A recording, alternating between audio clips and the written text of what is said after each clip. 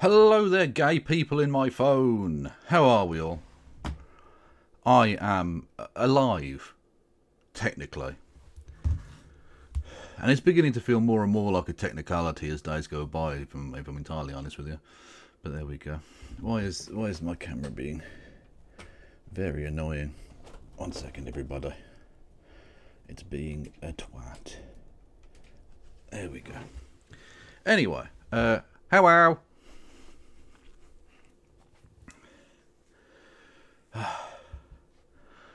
We're going to be on with No Justice MTG in just a moment. I do just want to tell a little thing, though, before we get going. Someone was very generous and donated to my PayPal earlier. I won't reveal them publicly. They can reveal themselves if they wish. And they left a message, as one can do when one gives money to the PayPal. You can leave a little message for me, and the person in question, again, will remain nameless for the time being, unless the police need to be involved. I'm only joking. They left a message, and it was simple. It was 5 words, technically 4 because one of them was hyphenated. Anyway, apropos of nothing. Completely unrelated to a single thing that had ever existed, I believe. Had they used the phrase? They just put the phrase slightly used Christmas-themed dildos. Stop it. Get some help. Michael, you have never been more well-timed than that, I think. I'll repeat. Slightly used Christmas-themed dildos.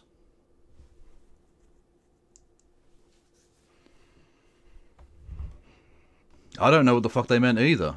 I don't know if that's what they were expecting me to buy with the money. I don't know where you would purchase such items. Slightly used?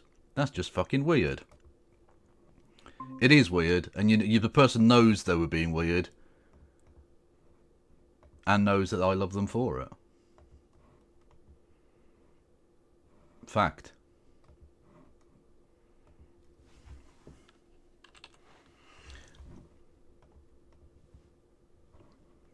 I just bring that to you as like a... this is who we are. This is what this community is. And I genuinely couldn't be more proud that this is what this community is. I just... Stop it. Quite so. Quite so. Just a series of perverted mutants. Which, I mean, like...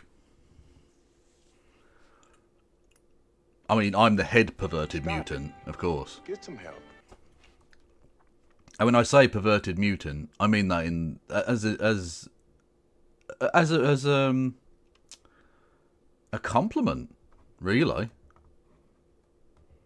Yeah, perverted mutant, brackets, compliment, close brackets. And a fucking Twitter associate took me 3 attempts to send the fucking link. The first 2 attempts, Twitter is overused or whatever. Like, no, you broke the system. Which, by the way, welcome to the next 4 years of the American federal government. That's what that's going to be.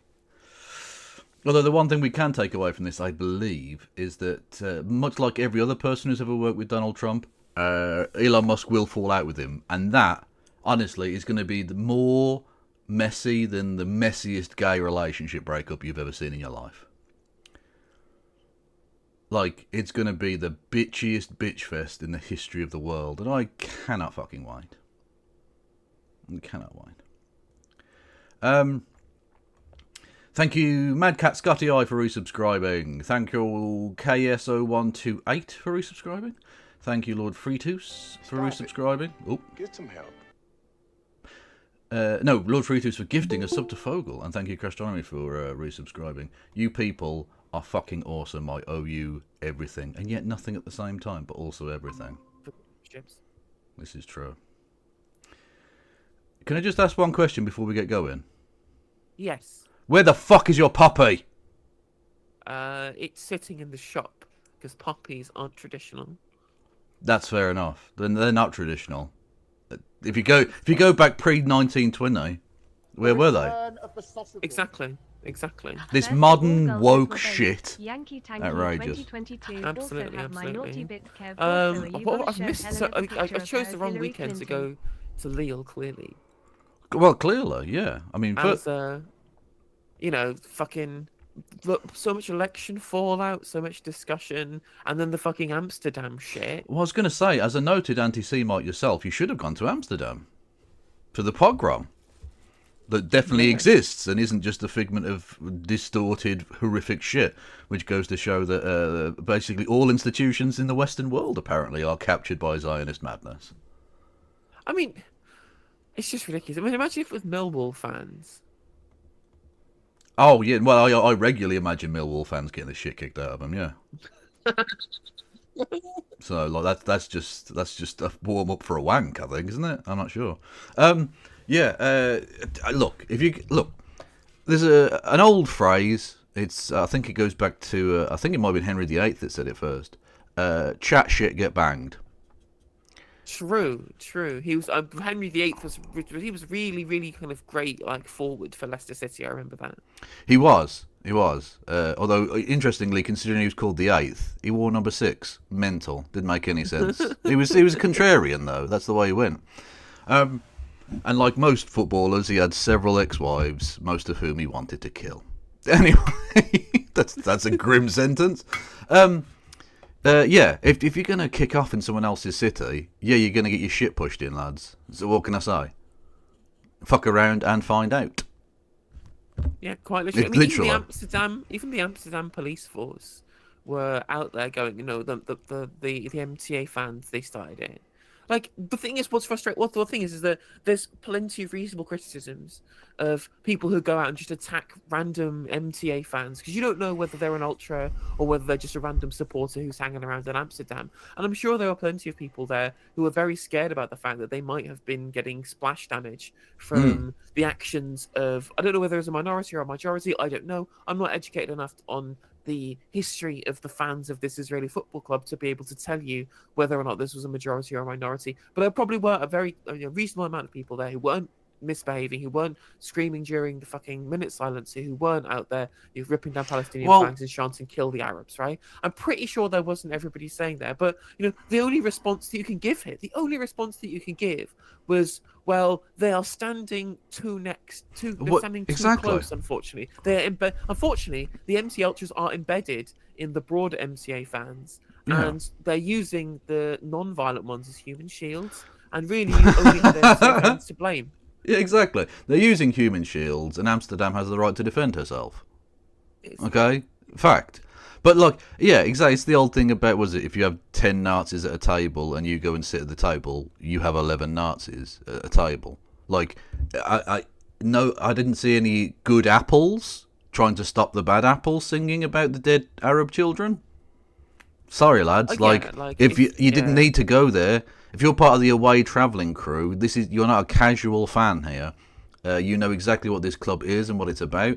You know exactly that they went to Athens earlier in the year, technically last season, but earlier in this calendar year, and attacked Arabs for no reason other than they were Arabs and they were there. You know exactly what this club is and what it's about. You don't get to claim innocence on this now. If you fly to the other side of the world and you're part of a mob ripping down people's shit, I'm sorry, I don't feel sorry for you. Literally, if they throw you in the drink, enjoy. Like, there's literally, because obviously, if they really want to support, I don't know, a football team from Tel Aviv, there is literally another Tel Aviv football team that doesn't do this shit that they could have supported. Yeah. Most cities have multiple football teams, especially in a nation that's got relatively few big cities. Yeah. Yeah, exactly. Yeah. So yeah, it's ridiculous. And again, it just goes to show you that it's all of these institutions are just fucking captured. The idea, you've had multiple world leaders come out and describe this as a pogrom, even though it's obviously nowhere near that. The fucking Holocaust Memorial describing this as being like Anne Frank. That's just Holocaust denial.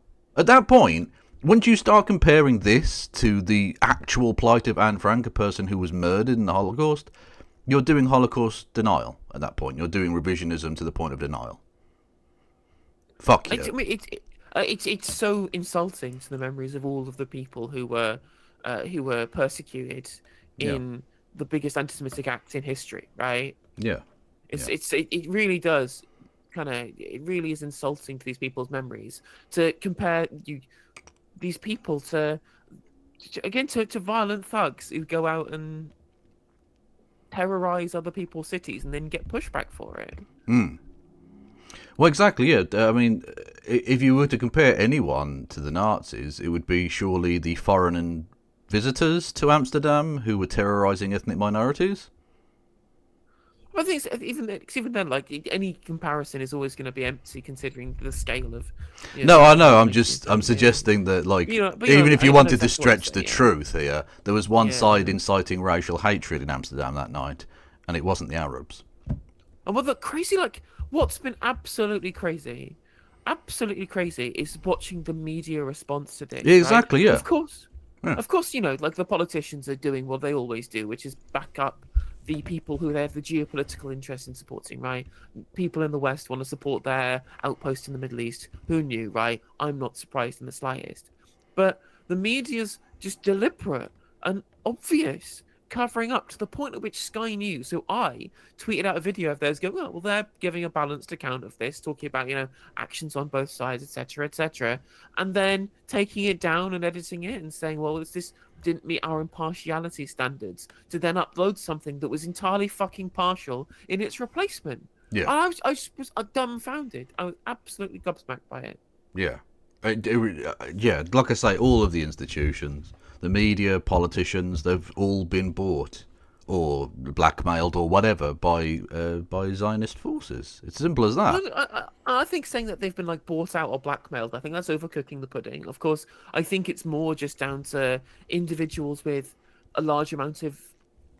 I mean, I guess when it comes to obviously it's a geopolitical interest, it's a systemic thing, a structural thing, right? But I think bought out implies that there's like some kind of huge amounts of money trying bribing people. I think that's untrue. I think it's a broader ideological No. capture I, of geopolitical interests, right? well, that's what I don't mean like the individual news readers. I mean like the owners of newspapers are Zionists, so they make their journalists do Zionism. That's what I mean. I don't mean I think individually every single person is being paid off secretly with money or whatever. Well, yeah, because there's a very kind of high up editor at Sky News. I think is a pretty passionate Zionist, right? Because Yeah. what's interesting is that broadly throughout the Israel-Palestine conflict, Sky News have been really good at being objective. You know, remember there was a Sky News reader who said something to some Israeli politician, and like all of the Israeli politicians on the other side got mad about what she said. Right, Anna, not Anna Botting, it was another one. So Sky have been good at giving kind of a reasonable coverage of this and trying to be impartial. Likewise with Channel 4. Yeah. But to see Sky then turn tail and just entirely, put up what is it's like just completely partisan, totally partisan, and just stripping out all objectivity. Yeah. In the name of objectivity and impartiality, it was crazy to me. Yeah, it's fucking wild, honestly, really fucking mad. But other than that, how was your trip to Lille? Well, Lille is a dump. Okay. I did really badly at playing Magic. I basically lost every game that I played, which was fun. But I had fun playing the games. I'm seeing loads of people I'd not seen since Naples. Loads of people from the UK and European Magic community. I had some excellent food. The food was great, and it's just nice to be able to have some time off and see some culture. So I had a great time, even if it didn't actually involve much winning. There's you as Hillary Clinton, by the way. Excellent. Someone did this, and I just thought an image that cancerous can't be wasted. That needs to exist in a space, you know. The way that we were hearing the Rory Katz Politburo. Yes, no, Rory Katz is the secret brains behind it all, of course. True. True. And I mean, literally, I think every single person there is an anti-Semite, aren't they? I think so. I think that's how it works. If you're in a room with Jeremy Corbyn, you've got 11 Nazis. Sorry.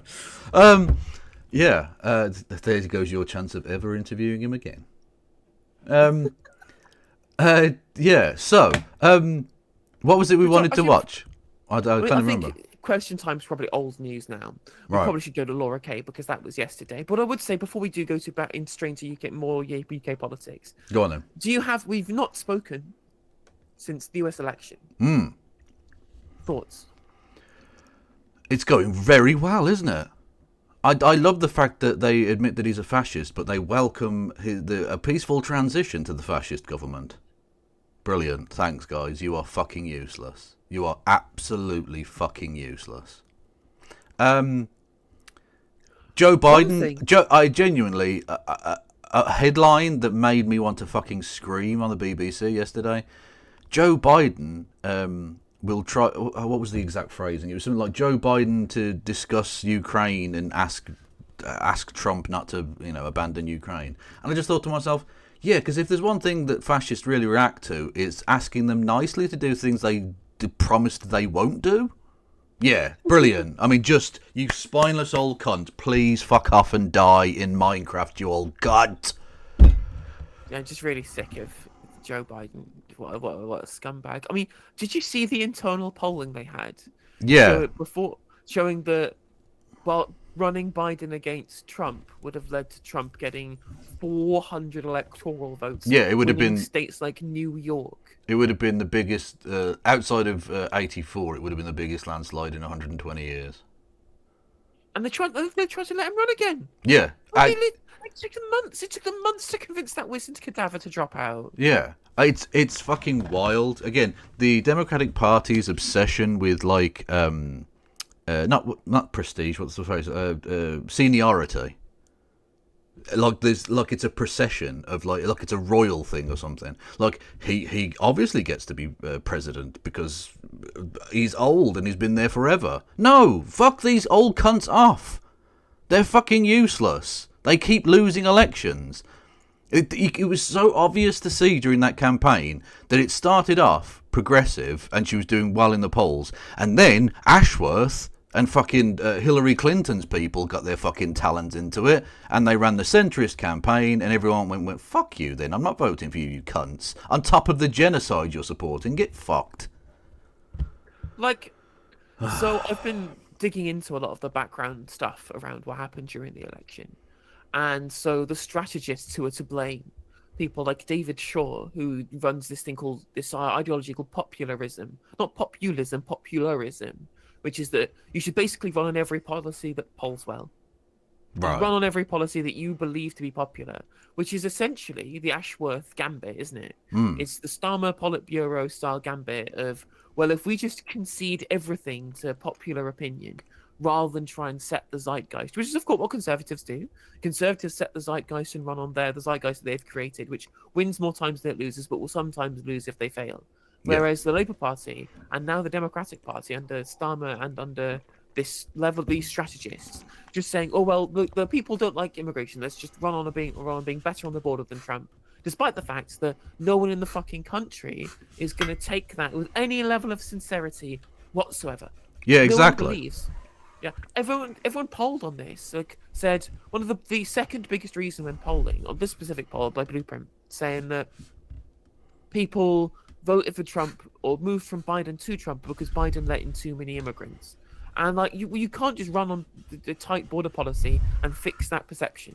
That's not going to happen, right? Yeah. Like Democrats, all they need to do is run on the good parts that people do support, because actually people are far more likely to support a pathway to citizenship for refugees and asylum seekers and for undocumented migrants than they are for mass deportations, right? The Democratic campaign has more support on the left than on the right on this specific issue. Whether people think that immigration is bad or not, right? You can talk about the numbers coming down, like Vivek Cooper said, the numbers have to come down. Well, there's a nebulous thing, it makes sense, right? But then running on, we have a harder border policy than Trump is going to do. No one's buying your shit. Yeah, that's obviously completely ridiculous. Because again, as the governing party, you don't get to be like, we're the change. No, you're literally the government. If you'd wanted to do this, you could have already done this. Well, the thing is, they could have done. The irony of all of this is that they could have run of being agents of change. Because what's interesting about American politics is very individualized, very specific person orientated. Like you have a figurehead of a party and then you pin the blame on them. Yeah. And there was a period when Biden had dropped out and Kamala Harris was the presumptive nominee, and she'd just gone through the convention. She picked Tim Walz as the running mate, and they were running on this platform of, we're not going back, the Republicans are weird, we have these strong messages, right? We've picked this governor from Minnesota who has this incredibly popular and progressive agenda, right? And the strategist in the background said, oh, you can't do that. First of all, as we found out from Chris Murphy, the senator, said that it was damaging to what their appeal would be for high-income voters, their high-income base, and their corporate supporters, right? So they couldn't do the Tim Walz progressive policy that he championed in Minnesota because it's bad for rich people.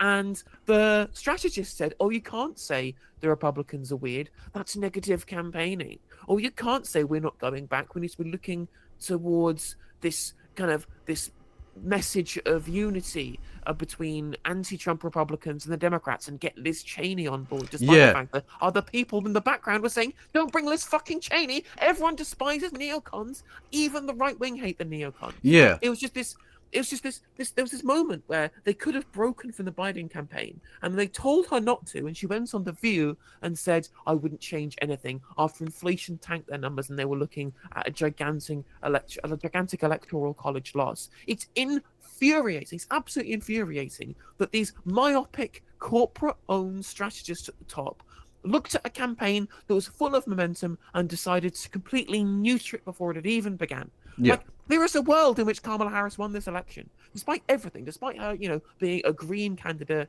who hadn't really had much of a political outlet and did badly in the original primary. No one cares, but really, actually. People actually want to see policy that helps them. They want to see something that appeals to them as voters, and they want to, actually, the Democrats should take the fucking gloves off, rather than talking about Trump like he's this damaging, threat to democracy, even though he clearly is. That was never going to win people over, and polls was not winning people over. But discrediting the Trump brand by calling them weird and counteracting their cultural dog shit that they pushed during the election campaign by going, here is Tim Walz's progressive agenda. Let's put it front and center. Let's make the progressive case for things that are going to put money back in the pockets of everyday Americans. Things like childcare, paternity leave, maternity leave, things like child tax credits, things like free literally, meals. one of the most popular policies, which was copied by both parties, was no tax on tipped work. So helping out the poorest in America, or the poorest working in America, was one of the most popular front and center policies. That should tell you something, Democrats, you dopey bastards.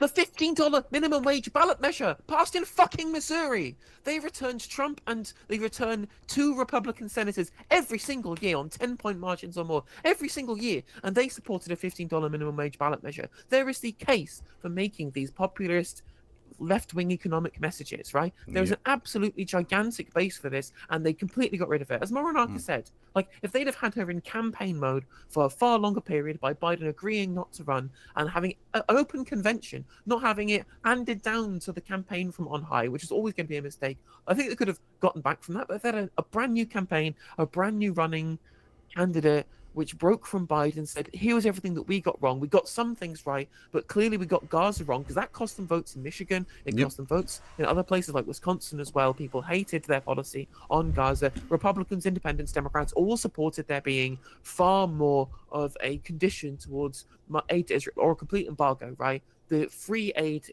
going through Congress every single time, not necessarily because they care about Palestinians. I don't think that Americans care about them for 1 second, but what they do think is ridiculous is when people can't afford to put food on their kids' plates, they can't afford to put clothes on their kids' back, they can't afford the rent, they can't afford any fucking healthcare, and they have no savings, right? Hearing the American government go, here's 10 billions of unconditioned fucking free aid to fucking a country like the other side of the bloody planet, while we can't afford to be able to put petrol in our fucking cars to get to work to fulfill our part of the social contracts, yeah, of course they're going to be mad. Of course they aren't going to bother supporting the president who's been doing that. And there was a chance, there was an actual chance for a clean break from this policy from Kamala Harris saying, I had no power as vice president, because really she didn't have any power to change this, but now I am running. I will end this conflict. I will condition aid to Israel on them trying to broker a ceasefire and bring the hostages home, because it doesn't matter how many times you say bring the hostages home. If you are sausages rather,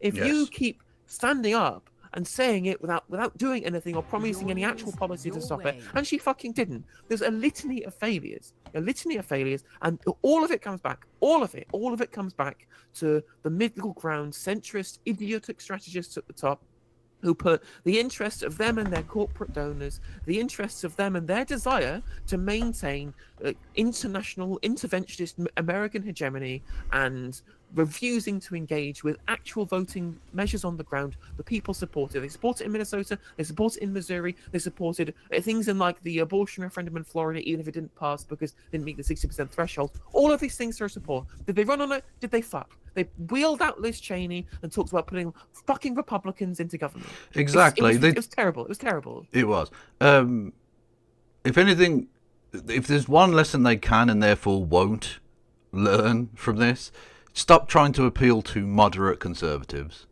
It doesn't fucking work. Trump got basically the exact same percentage, actually slightly more, but negligibly more, of a percentage of votes of self-declared conservatives in America this year as he did 4 years and 8 years ago.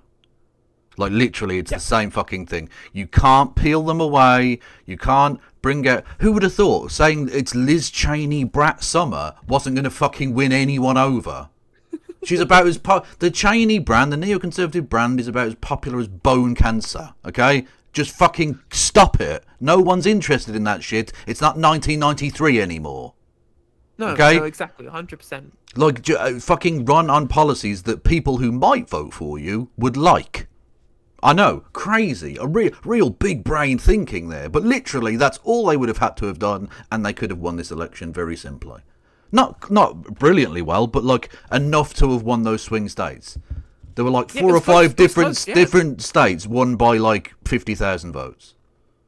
Yeah, literally, Mad. exactly. If they'd have changed policy on Gaza, they would have won Michigan. Michigan would have turned immediately. Yeah, then a number of these other places, just you lost 10 million fucking votes. Those people didn't disappear. They just went, I'm not voting for this.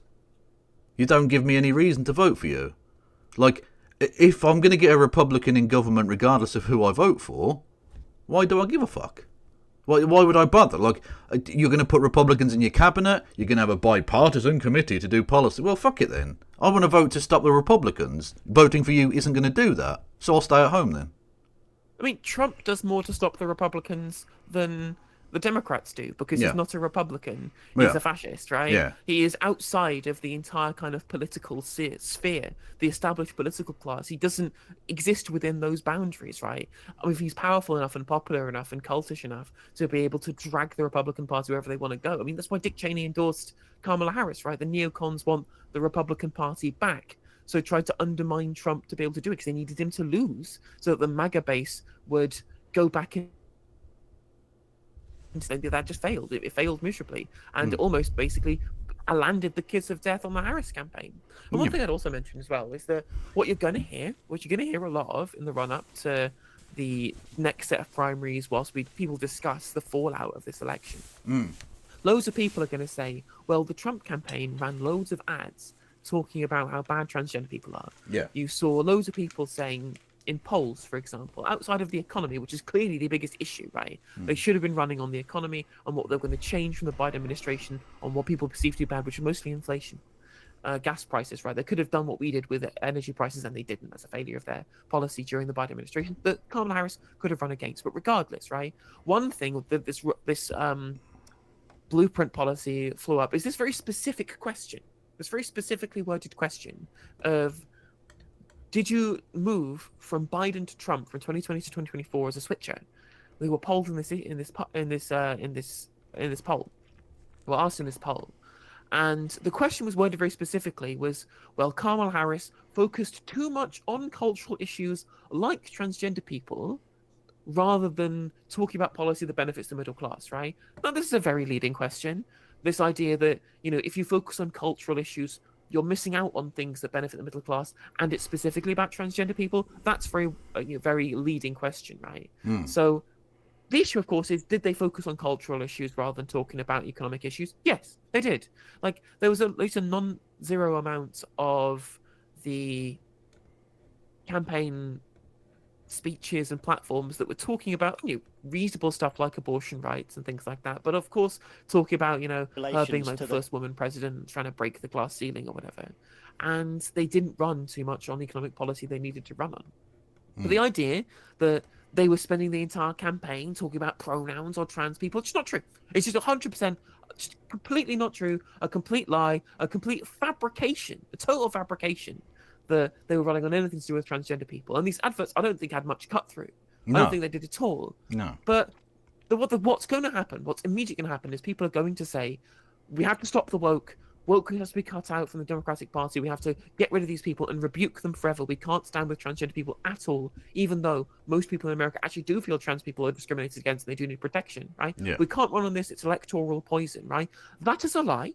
And you know that it's a lie because all it is being done, the only reason it's being done is to divert away from the pro-corporate policies, from the established political class of the Democratic Party, from reckoning with the fact that people fucking hate them, right? Bernie Sanders was right. Bernie Sanders was right about everything that the Democratic Party should be standing for and isn't, and why they've lost working class people. It's nothing to do with being seen as being too woke. It's nothing to do with transgender people. It's about not speaking to these people's real problems and real concerns, right? And every single corporate Democrat, every single person who's been installed into the party because they're mates with people or because they live in some constituency in the middle of fucking Los Angeles full of incredibly posh and incredibly rich NIMBYs who tout themselves as being really fucking progressive, despite the fact that they will block the constructions of homeless shelters nearby because they hate dealing with the fact that they have to look at what working class Americans need, right? That's who the corporate Democrats serve. They know that their policies serve them. They know that they serve their rich base. And every single time they say, oh, it's the woke's fault, it's deflection. It's deflection from the fact that these people at the top of the ticket, these people at the top of strategy,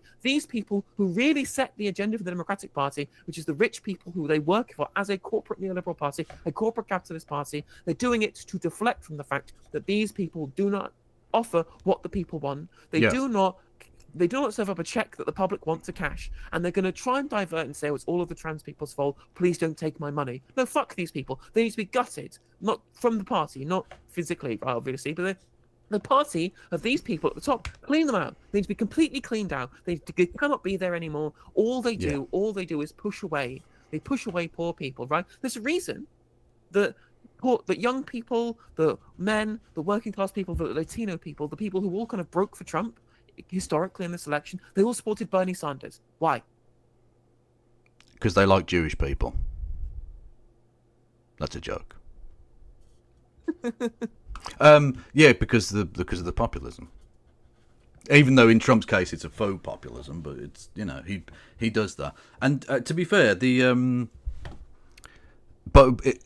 blaming woke serves both sides because both sides serve capital. It serves the Republicans, and indeed, I mean, you can transpose it here to the UK as well.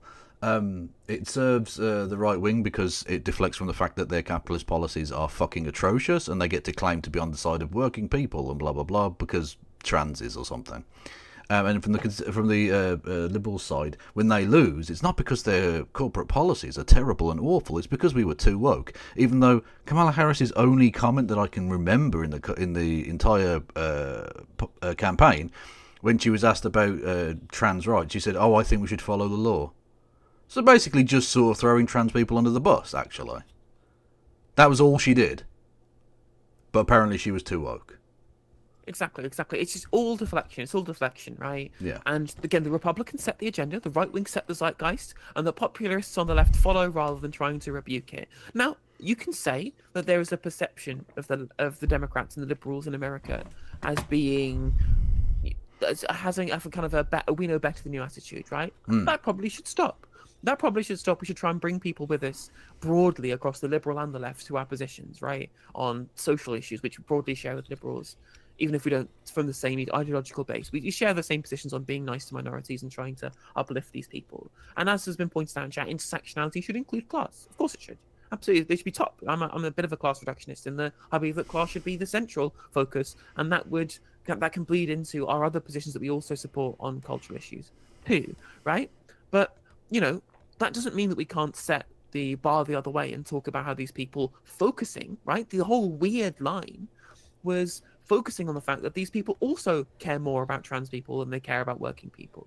That's true, because that is fundamentally is true, actually. Republicans do care far more. They have a ideological opposition to what trans people are doing. It's not a reaction to being told you're not being inclusive enough, you're being a transphobe by using the wrong pronouns or by saying whatever thing, right? You can change the messaging, but the Republicans are true believers like Kemi Badenoch is, right? They really despise transgender people because they're religious extremists. And they set the zeitgeist in that way, when actually that is them not caring about middle class people or working class people in America.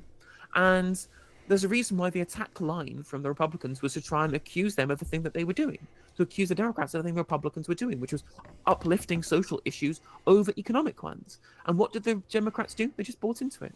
They refused to rebuke it by saying, well, actually, you're weird. You're the ones who care about this thing that the public actually don't care about underneath the economy instead, right? Morinaka in chat, thank you for bringing this up because I had it bookmarked. AOC on Instagram asked people reasons why they split ticketed her and Donald Trump, right? And it was all about, well, that you're not the established political class. You speak to the concerns of working class people. And that's a failure of democratic messaging after, 4 years of quite good economic policy, full employment, rising bottom quartile wages, investment in manufacturing sectors that have been destroyed by neoliberalism. The IRA. Like, they had some good... The IRA, exactly. The IRA was good policy. And they could have, mitigated some of the failures by saying, well, we got some things right, some things wrong. We'll keep the good bits and get rid of the bad bits.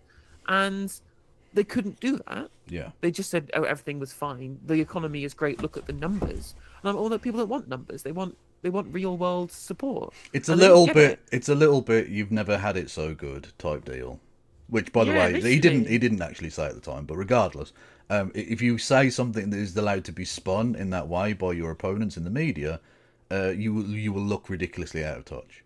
When people feel that their economy isn't going well, you just saying no, it's fine, that doesn't do anything. You've already lost. Yeah. If you're explaining you're losing or whatever, like it's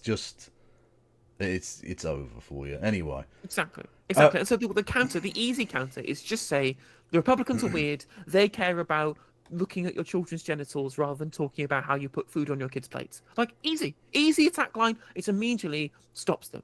That is the easiest way of doing it, and they got rid of it. They just stopped doing it. They just completely stopped doing it. It's incredibly frustrating. It is indeed. Someone linked me this, which is Patrick Harvey at First Minister's Questions talking about Donald Trump, which might be interesting, I guess. Maybe. As a way of transitioning, ironically, to British politics. Yeah. Yesterday, the First Minister offered congratulations to the convicted felon Donald Trump on his re-election. Straight off. He's no foreplay with Patrick. He's going in dry. He don't fucking care. Writing officially on behalf of the Scottish Government, he wrote that he is sure Scotland's cultural and social ties with the US will flourish during the presidency of a misogynist, a climate denier, a fraudster, a conspiracy monger, a racist, a far-right politician who tried to overturn an election result both covertly and by inciting violence. Words fail me. What social and cultural ties does the First Minister really think will benefit from a relationship with such a man? And more importantly, what has the First Minister done so far to reach out to the marginalised and vulnerable people whose lives are most directly threatened by a second Trump term? First Minister. Presiding Officer, I have a duty as First Minister of Scotland to give a gob job to the American president, regardless of who it is. Oh my God, right. It's going to be. I tell you what is funny about the Trump presidency. What is funny about it is watching all of the Atlanticists in the UK just immediately pretend that they've been conservative all along, right? Yeah. Rather than like neoliberals, right? They're just going to go, oh no, we never said anything bad about Trump at all. No, but we value the special relationship. Fuck off, right? It's not a special relationship. It's kink, right? Yeah. You are little, you know, you're the lapdog, little bitch boys. Yeah. The American Empire. Let's be honest, we're in the cuck chair. We're in the cuck chair. Yeah. We have to We're in clean the up. cuck chair. We have to clean up after the bull. That's just the way it is, okay? It's disgusting and wrong, but like we can't be that. We can't be the dumb anymore. This is not the 1800s, people. Nor should we wish to be in that particular instance. Anyway, yeah, watching David Lammy row back his shit has been the funniest. Like, he's such a cock bitch. Because we know what you think. He's pathetic. We know what you think, David. We know what you think, and we know that you don't hate it. And we know that you're now prostrating yourself, letting him hang out the back of you, you fucking little bitch. You're an embarrassment. Even at PMQs, it was like the Starmer was like, "Oh well, we went for a dinner with him, me and the Foreign Secretary, and blah blah blah. It was lovely." Oh, you little fucking bit! Oh, to be a fly on the wall watching David Lammy creep and slime his way around Trump. You little fucking cunt! God, I fucking despise the guy. Pathetic. It's pathetic. It's genuinely one of the most tragic pieces of careerism I've ever seen. Also, he can fucking serve Zionism for 2 years and then get thrown away like a fucking used rag. Fuck off. Oh, it's funny. It was funny watching Emily Thornberry get mad. There was a protest outside her office. And I was just like, was it worth it? Was all of this worth it, Emily? All of that pandering, all of that support for Keir Starmer endorsing war crimes by Israel, was that all worth it to then not become the Attorney General after the election? Just watching her getting completely owned and cucked by the current leadership. Oh my God, it's so cathartic, right? I know we didn't win here on the left at the election, right? But watching the Liberals in the middle, the fucking Well, you centre say laid that- by. You say the left didn't win. The left weren't a part of this. The left weren't on trial here. This was the centre right versus the far right, and the far right won. The left's ideas weren't put on the table, so we didn't lose anything. Now, we will lose a lot of things, and a lot of marginalised people will get hurt. But in terms of the ideas of the left, they were not tried at all. So I don't see it as an issue in that regard. Well, no, Well, that's right. We did win 5 seats, didn't we? Or 9, I guess. You could count the Greens and the Independents, right? There were some victories for the left. Most notably, of course, though we had Jonathan Ashworth. I don't know if anyone's watched SK the Crusaders' hour-long video essays specifically about Jonathan Ashworth. It is amazing. Like, never before has the manufacturing consent machine been so nakedly obvious than the fact that this fucking loser, this freak with the most unpopular opinions ever, loses his seat and then gets to complain on every television show for the rest of time about how they were wrong and that the person who replaced him is a piece of shit. All because he now runs the show behind the scenes as the fucking puppet master. It's literally that. And they had to label it It's together. so fucking obvious. It's so obvious that this isn't really a proper democracy at all. Fucking hell. And it was Yesterday, even worse. First It was Minister- even worse when you had Ashworth and Kwasi Kwarteng, he of the anal sex fame, both voted out on fucking GB News. Not GB News, on Good Morning Britain, talking with Ed Balls, also voted out. So you've got 3 failed politicians telling me what people should be doing, or what the government should be doing, or what. You're just like, can you fuck off? Can all of you fucking losers piss off out my face? Fucking hell. Honestly, it's absolutely crazy, right? Absolutely crazy. Like, Also, by the way, Becca in chat saying that that the extreme cultural policy is to pander to the fundamentalist Christian and Jewish communities. I don't think it's necessarily towards Jewish people. I think it's Christian, mostly Christian. It's almost nationalists, that support exclusive. it. It's almost exclusively Christian nationalist. Yeah, and I've also This is the thing to remember. When people go on about being anti-Zionist is anti-Semitic, that's fundamentally not true. For a start off, there's a huge section of Jewish Jewish people in the world who don't support Israel, and the vast majority of Zionists in the world are actually Christians. They're evangelical Christians in the United States of America. But I think the majority of Jews are Zionists. But whatever. But the point I was going to make actually is that they polled the issues that mattered to Jewish people in America. Do you think the nation of Israel came up at any point? No, it didn't. They're not Israeli, right?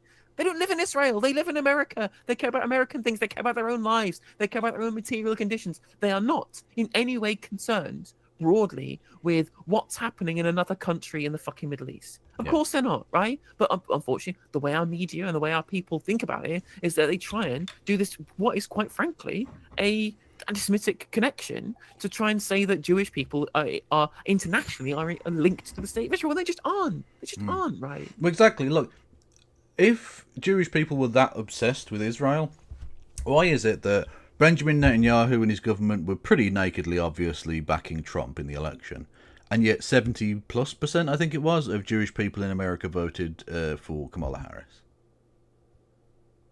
Yep. Why? Surely they'd have all gone with Benjamin Netanyahu's, Bibi's favourite, AIPAC's favourite, but they didn't, because they're not a monolith and they're not fucking mental.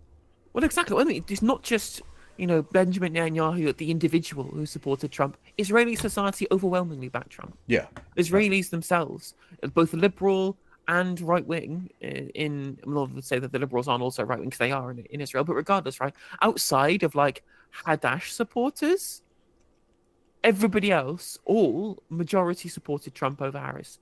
And yet, the ones who live in America, right? American Jews, they all support the Democrats because they don't live in Israel. They don't care about what they probably do care at least somewhat about how American foreign policy is to Israel, but not enough that it affected how they would actually vote in an election. Because of course they don't. Yeah. Because there's not this fucking collective like connection between every Jewish person on the planet. They're all individuals. They all have their own societies. They all have their own.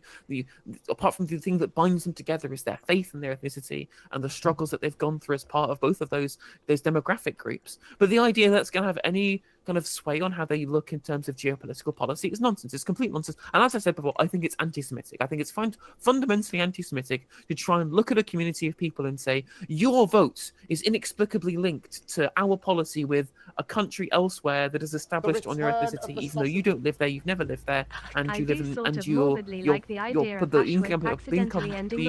impact of political policy with regards to that country isn't going to affect you in this life. It's anti-Semitic to say it. I'm sorry, I think it is. Yeah. I wonder how long these robot lady hang on one messages can second. be. Sorry. If all of this is read, that's pretty long. Yeah, Actually, Becca makes a good point. Sorry. Yeah, go on. American Jews like Shapiro and libs of TikTok are very influential. Then they say that the Judeo-Christian values, that's what they say. Well, that's true, but I think they're pandering to Christian nationalists there, right? They just say Judeo-Christians, they don't get thrown under the bus when the Christian nationalists take over. Yeah, exactly. It's their insurance policy against the leopards eating their face that'll totally make sure their faces don't get eaten. Honest. Yeah, they're a joke. They're a farce. Yeah, 255 was a good question actually. How do you think Western governments, brackets, including the UK, close brackets, will deal with the fact that maintaining a good relationship with the US is going to be drastically at odds with popular opinion?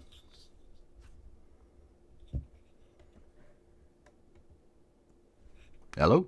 I think they're going to capitulate. I was just thinking there. Well, no, you're not allowed to think. This is the internet. You just fucking react, okay? No thinky, just talky. Yeah. Yeah, I think they're going to capitulate. Yeah. Right, you know. Well, in the same way that if you remember Theresa May obviously despised Trump, even though they're both conservative, quote unquote, but then had to go and hold his little hand and help him down the ramp and all of that. It's like, oh, God. Honestly, we are in the cuck chair. That's just what we are, okay?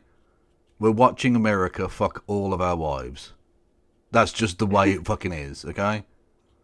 Yeah, I mean, I tell you what. So before we move on to do another UK politics bridge, should we rewatch? Speaking of Theresa May holding hands with Donald Trump, should we go back and rewatch Ash Sarkar debating Piers Morgan on Trump's potential state visit to the UK? If you want to, I don't have a link for that, but if you want to find that for us, if you use YouTube, Ash Sarkar Piers Morgan, it'll be the first result. Yeah, we don't need to watch Patrick Harvey talk. Not Patrick Harvey, John Swinney talk shit. John Swinney, I don't give a shit what that person thinks. Yeah, Ash Sar. Hang on, if I can fucking type, Jesus Christ. Second one down. Or first one down now. Yeah. Gets into a fiery debate over Trump's UK visit. So this is where your famous my follow alert goes, yeah. Yeah. Okie doke. So this is from 6 years ago. Good Lord, was it that long? Oh God. Yeah, when Piers Morgan used to have a job instead of just being a fucking disgusting YouTuber. Degenerate filth. Anyway, when he used to be employed and indeed employable. Are we not in a country where we have a president of another democracy who, you know, can face up to protests? It's all part of our rights. Oh, look, you absolutely have a right to protest, but here's the big Oh, problem this that fucking I've got. GB News Look, melter. Jesus Christ. My favourite story about him, do you know he got into internet beef with Chud Logic? Okay, so Genuinely. so it's average white guy on average white guy violence, yeah. It really is, right? This was back before Chud Logic's right-wing turn. And this guy used to do like YouTube videos, and Chud Logic called them out on YouTube, and he did this whole fucking thing getting mad about how he'd been called out on YouTube by some other guy who he didn't know. It was very funny. Oh, bless him. Also, where is his chin?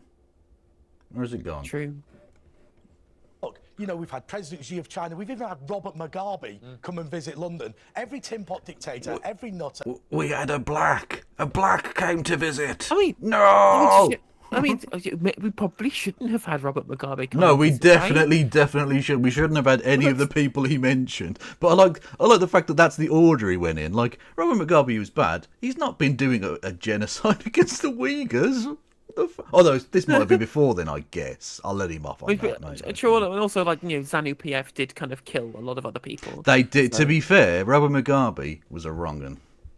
He was a wrong'un. Can we get some lols in chat for the fact that Robert Mugabe's very dead? Yeah. Oh, yeah, it's just another instance of like people saying, well, why you protest Israel but you don't protest Saudi Arabia? I'm like, yes, we do. We protested Crown Prince Mohammed bin Salman's visit to the UK.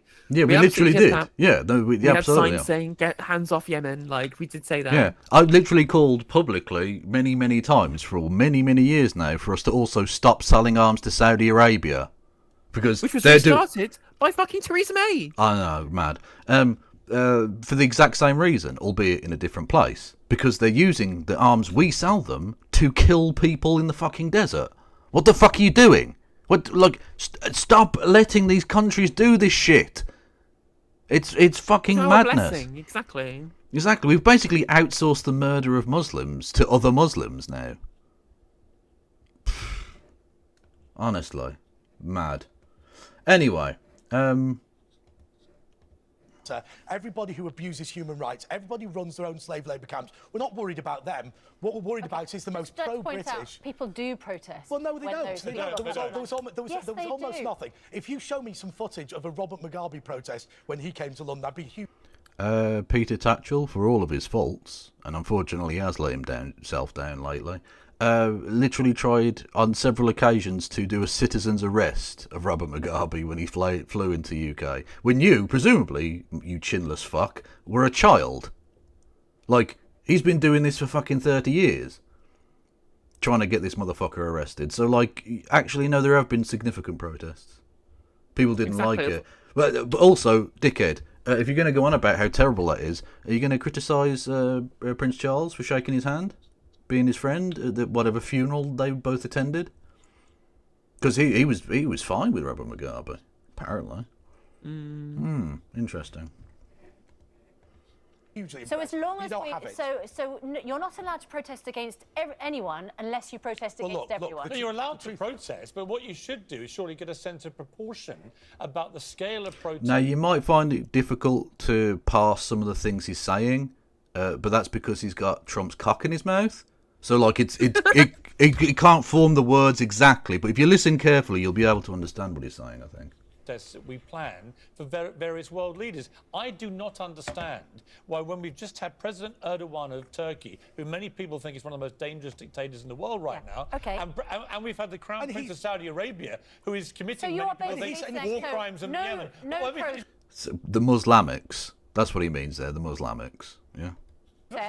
Why are we getting...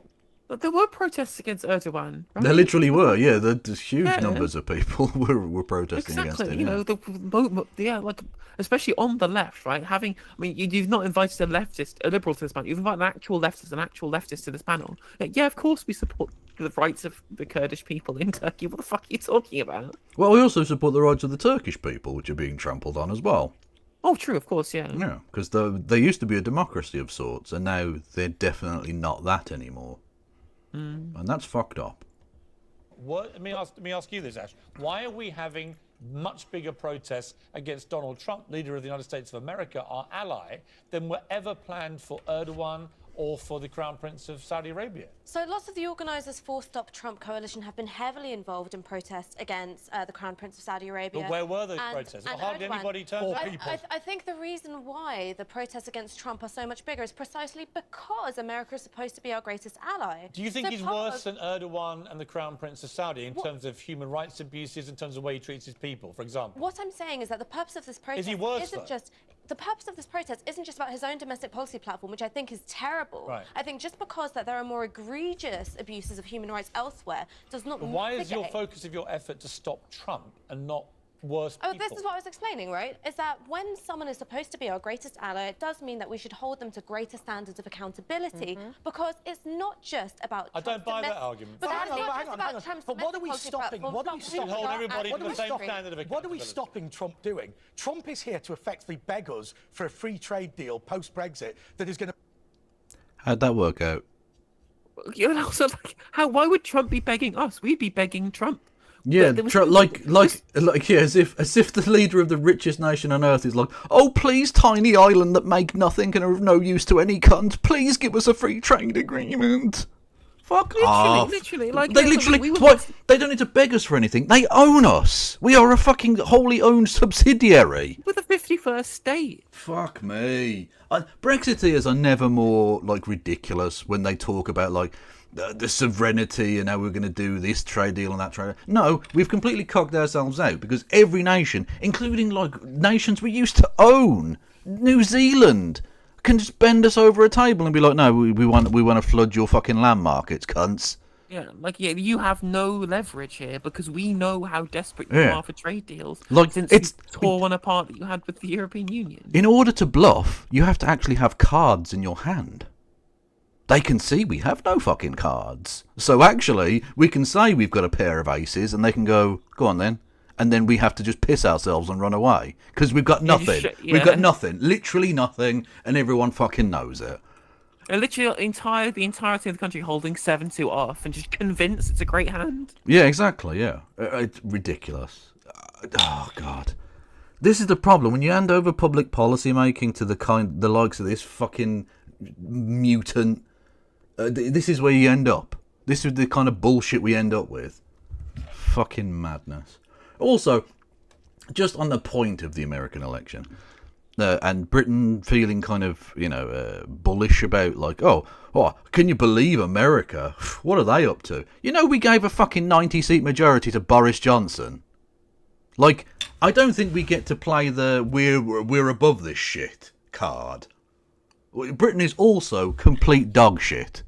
Stop pretending we're somehow so much fucking better. We're not, actually. To benefit the United Kingdom and benefit the United States of America. You don't want him here. That means presumably you don't want to push forward that economic regeneration that Britain will need. And that makes it absolutely mad. You are cutting off your nose to spite your face. He has not been a reliable ally in trade. Oh, he's totally reliable on this. When He's been to Europe to tell them that they are taking the mick by not paying their fair share in terms of the NATO spending. Which is not what it means. He's not been critical of the United Kingdom. Which is not what it means to be a reliable ally. When you're do you know something? The NATO spending thing really got my goat. Because actually, him saying, "Oh, this shows how much of an ally he is." What? No, it's the opposite. He shows he's fucking ridiculous. And it's like, please allay all of your domestic concerns to support our international fucking, defense pact. Who cares? well, exactly, that's what I mean. It's so galling to have the Pied Piper calling all the shots as well. Like, if you want to call all of the shots, you fucking pay for it, you cunts. Why should Belgium have to pay an exorbitant amount of money for its defence when it doesn't have any fucking say, realistically, in its own foreign policy, really? America decide that. No, there's no way in which they're really sovereign in that sense. NATO decide all of this shit. So, you know what? If you want to be king of the castle, you fucking pay for it. Pricks. Andre, sorry to interrupt. You just asked Ash a question and haven't allowed her to answer. I'm happy for her to do it.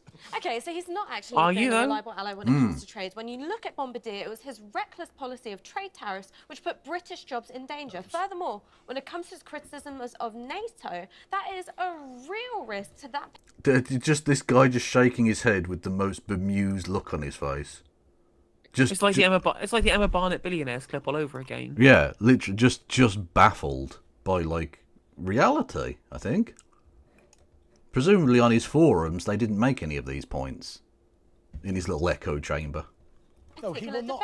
He will not open. What I'm saying is that he has not been a consistent or a reliable friend to the UK, and most of the British people, 67% in fact, think he's doing a terrible job as president. Ash, do you know how many illegal immigrants Barack Obama deported in 8 years? And lots of people I know, both in the States and do you know the number? protested. It was a huge amount of Do you number. know- and do you know- Trump. do you know how many? Would you like to tell me, Piers? No, I'm asking you. it was... You know every stat about Trump, but do you know actually how many illegal immigrants Barack Obama deported in his 8 years also, as president? interesting, 6 years ago, still talking about illegal immigrants. Yeah. Not talking about asylum seekers or refugees or undocumented migrants, because that's what they are, right? Yeah. No, we're talking about illegals. You know, this is the fucking height of the Lauren Southern style, you know, firing flares at boats, that thing that definitely happened, right? Yeah. It's the height of this period of anti-asylum seeker rhetoric. Which it just hasn't stopped. Yeah. It's just carried on and on.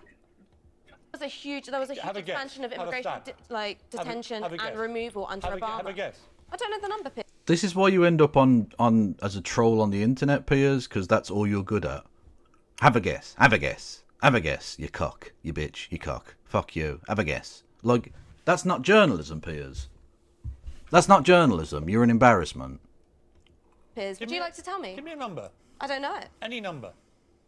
Piers, I don't know it. 1, 10. Give me a number. I told you it was probably in its like thousands. It was huge expansion. How many thousands do you think? I'm serious. It's a serious question. I know, How but many- she's already said It's you not two a got- serious question. You're not a serious journalist. You're a stupid bellend. Yeah, this is really, really shit. Honestly, Piers Morgan is such a fucking loser. She's I would tell like you you the just to answer. have a guess at a number. Why? What's the value of making There's a reason- stuff up on there's a air? reason- Like, I still love the story of when he tried to get Ian Hislop after he appeared on Have I Got News For You like 20 years ago, and Ian Hislop made him look a cunt, because he is. And Piers Morgan tried to, like, he was going to smear him. So, and he had people go around the village that Hislop lives in, like, trying to get dirt on him, including someone went to his vicar's house to ask if he'd, like, revealed anything embarrassing during confession. Which is, I mean, a grotesque sort of abuse of the privilege of a member of the laity, but also not laity, of the bishopric, whatever. But also just goes to show you the profound ignorance of him, because as a member of the Church of England, they don't do confession. So it's not even. It wouldn't have even been possible for him to reveal that anyway. Piers Morgan, you ignorant twat. I like that Piers Morgan is so detestable that he manages to unite Ian Hislop, Jeremy Corbyn, and Jeremy Clarkson, all having excellent stories about how much of a twat he is. Yeah, no, he's just a profoundly unlikable creature. Yeah. Yeah, exactly. Like, it's very funny. Like the Jeremy Corbyn stories, he talking with Hector Bellerin. Piers Morgan tries to muscle in on the conversation, so they just start speaking Spanish to each other to block him out the conversation, which is funny. Honestly, you gotta love it. You gotta love it. And despite my dislike of Jeremy Clarkson, there was one good quote of his, which was that he once said, "I'd never punched anybody in the face before in my life, but I thought Piers Morgan was a good place to start." Fair. Although it is funny to see Jeremy Clarkson now all up in arms because his tax loophole is getting closed. Oh, boo-hoo. Fuck off. Look, I have sympathy for actual farmers. You are not an actual farmer. You're a wanker. I know that you're comfortable with you go on and on less than about Trump, robust but here's my point to you. relationship to the truth. You are running a Stop Trump campaign, but you have absolutely no idea how many illegal immigrants, which is a very sensitive area with Trump as well, how many illegal immigrants Obama deported. Wow, you're involved in this movement. What about this other person that's not remotely really related to your movement? Why don't you know everything about that as well? Okay, if you're so concerned about that, you do a Stop Obama campaign, you prick. It's not incumbent on everyone to know everything all of the time, Piers. As you should know as a profoundly uneducated person. 8 years. Because what we do Can you know is even that, have a- can you- Obama. can you even- What we do know is that give me any I'm number. not here as a Give me defender of any Obama number. or Clinton or any Democrat. there's a reason I'm here asking you as a this. critic of Trump. There's a reason I get it. What I we get do it. know, And what we I'm do know, asking no, you, Piers, what we do I'm know is asking that you, less as somebody than who tries half to be of fair about under Trump, can you give See, me any number? it's just internet blood sports. That's all he's doing. Give me a number. Give me a number. I mean, is it any wonder he ended up on YouTube? Exactly, yeah, because this is not profoundly good journalism or entertaining, Piers. This is just rabble. Like, is fucking Dylan Burns going to have to come in with the mute button, you prick? For the number of illegal immigrants that Obama deported, do you have any idea at all? What we do know is that less than half of the under Do you have any 5s who've been idea, separated Ash? from their families Ash, at the border, give me any which number. Obama did not do, will be Do you reunited think with it's their 10,000, families. 20,000? What do you think? Listen, I told you I don't know. What more do you want Do from you think me, it's mate? thousands? What do you think? Piers, why don't you just... Piers, you fucking loser. Just say the fucking number. God, I forgot how fucking irritating this clip was. Yeah, it's interesting, just like how much he's like this, and now we see him going on the Trigonometry podcast to say, maybe Israel is bad, and I was just like, this man's had an interesting trajectory. Yeah. He's another one that's had to row it back. He thought after January 6th, there's no way Trump makes a comeback, so I'll shit on him. And now that Trump's back, he's like, oh fuck, and now he's back on the right wing grift again. Literally, just choking on the dick again. Yep. Just Thousands say or how tens of many... thousands? I know how many I'm it really- was. You'd have to have quite a shallow throat for Trump to choke on it, wouldn't you? True. Small hands. Curious why somebody so politically But this activated... isn't a test of Obama. Well, actually, This you is know what? about It is, and I'll come to why it's a test in a moment. Do you know? I'm sure you're going to tell me. She said no, she doesn't know. The answer, do you think it's thousands? Oh, for fuck's sake! Oh, Piers, honestly, mate, I had a rush of anger to the point of nearly punching the fucking screen, you cunt. It's so annoying. Look, I thought he was going to say it. Don't fucking blue ball me here, Piers. Just say the fucking number. Ash. Piers, this is about... no, but she's already said she doesn't know. I'm really fascinated that nobody either knows or cares that Barack Obama smashed all records. I told you it was a huge expansion. Do you know how many I it admitted is, that though? already, and I said I'm not an Obama supporter. But you have no idea how many it is, do you? It's a publicly stated figure. It's over 3 million illegal immigrants. Do you know how many bombs Obama dropped in his last year? It was a huge expansion of the drone program. Interestingly, we have the benefit of hindsight, I suppose, but Barack Obama, known as the drone king, Trump dropped used more drones in 4 years than Barack Obama did in 8. Yep, it's very true. They are both awful. Exactly. They're both awful, but the idea that he's the candidate of peace. Yeah. And actually, it'd be really interesting because he said that he's going to end the Ukraine-Russia war in a week. So roll on the 17th of January because peace is coming, Ukraine. Yippee! Absolutely. Or he was talking shit. And he can't control that situation, really. So his negotiation it's like that bit in Alan Partridge where he says the estate agent says, "Are you going to negotiate on price?" and he offers £1 less than the asking price. Just goes like, "Will you leave? You have the entirety of the Donbass and Zaporizhia and Kherson, and you can also have Crimea officially being annexed, right? But you'll give back this." You'll give back one town on the edge. Well, you give back this field? You're not even using this field. And then Trump could go, I got an entire massive tract of land for Ukraine.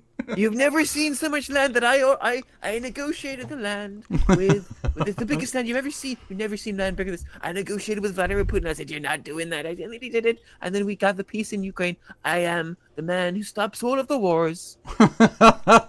True. And that's why so many people... Ash, do you know how many bombs... To be fair, when you sorry to my chat, when you say the BBC licence fee is wasted, this is on ITV, so it's not technically licence funded, right? Well, Barack Obama. Well, yes, I guess, and you have to have a BBC licence fee to even view this. Yeah, literally, us watching this now means we have to have a TV licence, and we both do, don't we? Yes. Yes. Trump coalition Do you know how many have bombs? been critical of Obama's foreign policy. Simply, but we're here to I'm talk asking about you Trump. But you're here to talk about stop It's interesting Trump. that you're giving and me I'm a hard asking you, time than you I'm gave asking Trump you when why you you were weren't interviewing trying him, to isn't stop Obama deporting 3 million people. How do you know Ash might not have opposed Well, you don't know the Obama's numbers. policy? You've no idea what was going because on. he's no longer in office, so now this is about And that's President precisely Trump. right, isn't it? Look, Barack Obama... My point is there were no protests for Barack Obama, yet he broke all the records for deporting illegal immigrants, splitting up... So? Literally so fucking what? Again, so you can't protest one person unless you protest every single person. And also, the specific protest against Trump was also with regards to the family separation policy anyway, which is unique to Trump. Yeah, or the Muslim ban thing as well, Yeah. which again is, you know... Or, rape. The rapes that he did. He did do a lot of rapes. Although I guess, the Democrats keep hauling out, like, Bill Clinton and shit. So, Well, again, Elon Musk has promised that he will definitely reveal the Epstein flight logs and client list, which definitely won't have 2 very specific names redacted, honest. Loads of families. He smashed all records for the most bombs dropped in 1 year. I'm really He glad kept that you're a friend Guantanamo of the Bay anti-war open for 8 movement years, and you're a having friend of campaigned to immigrants' shut rights it. peers. No, That's it's not about that. Really it's not encouraging about to that. It's hear. about No, the it is. Like, you brought hypocrisy it up. charge. Wait. Why were there no protests ever for Saint Barack Obama? There And were why don't you anti-war know protests, these and I was a part of them. I've also... Piers, I dare you to let your id run free. Just say the N-word, mate. You wanted to. Saint Barack Obama. Call him the N-word. You know you want to, Piers. Do it. Do it. What's frustrating again is that it's none of this is relevant at all. Just No. trying to appeal to hypocrisy. It's not a valid argument. Yeah, absolute nonsense. I've been a part of immigrants' rights movements both in Europe and in the UK, regardless of who's You haven't got a Scooby about Obama. You don't know any of the numbers. You haven't got a And here's my point. Scooby. Let's bring you back in. You're using some Cockney rhyming slang, are you? You little chimney sweep. Fuck off. You haven't got a Scooby, me old China. Fuck off.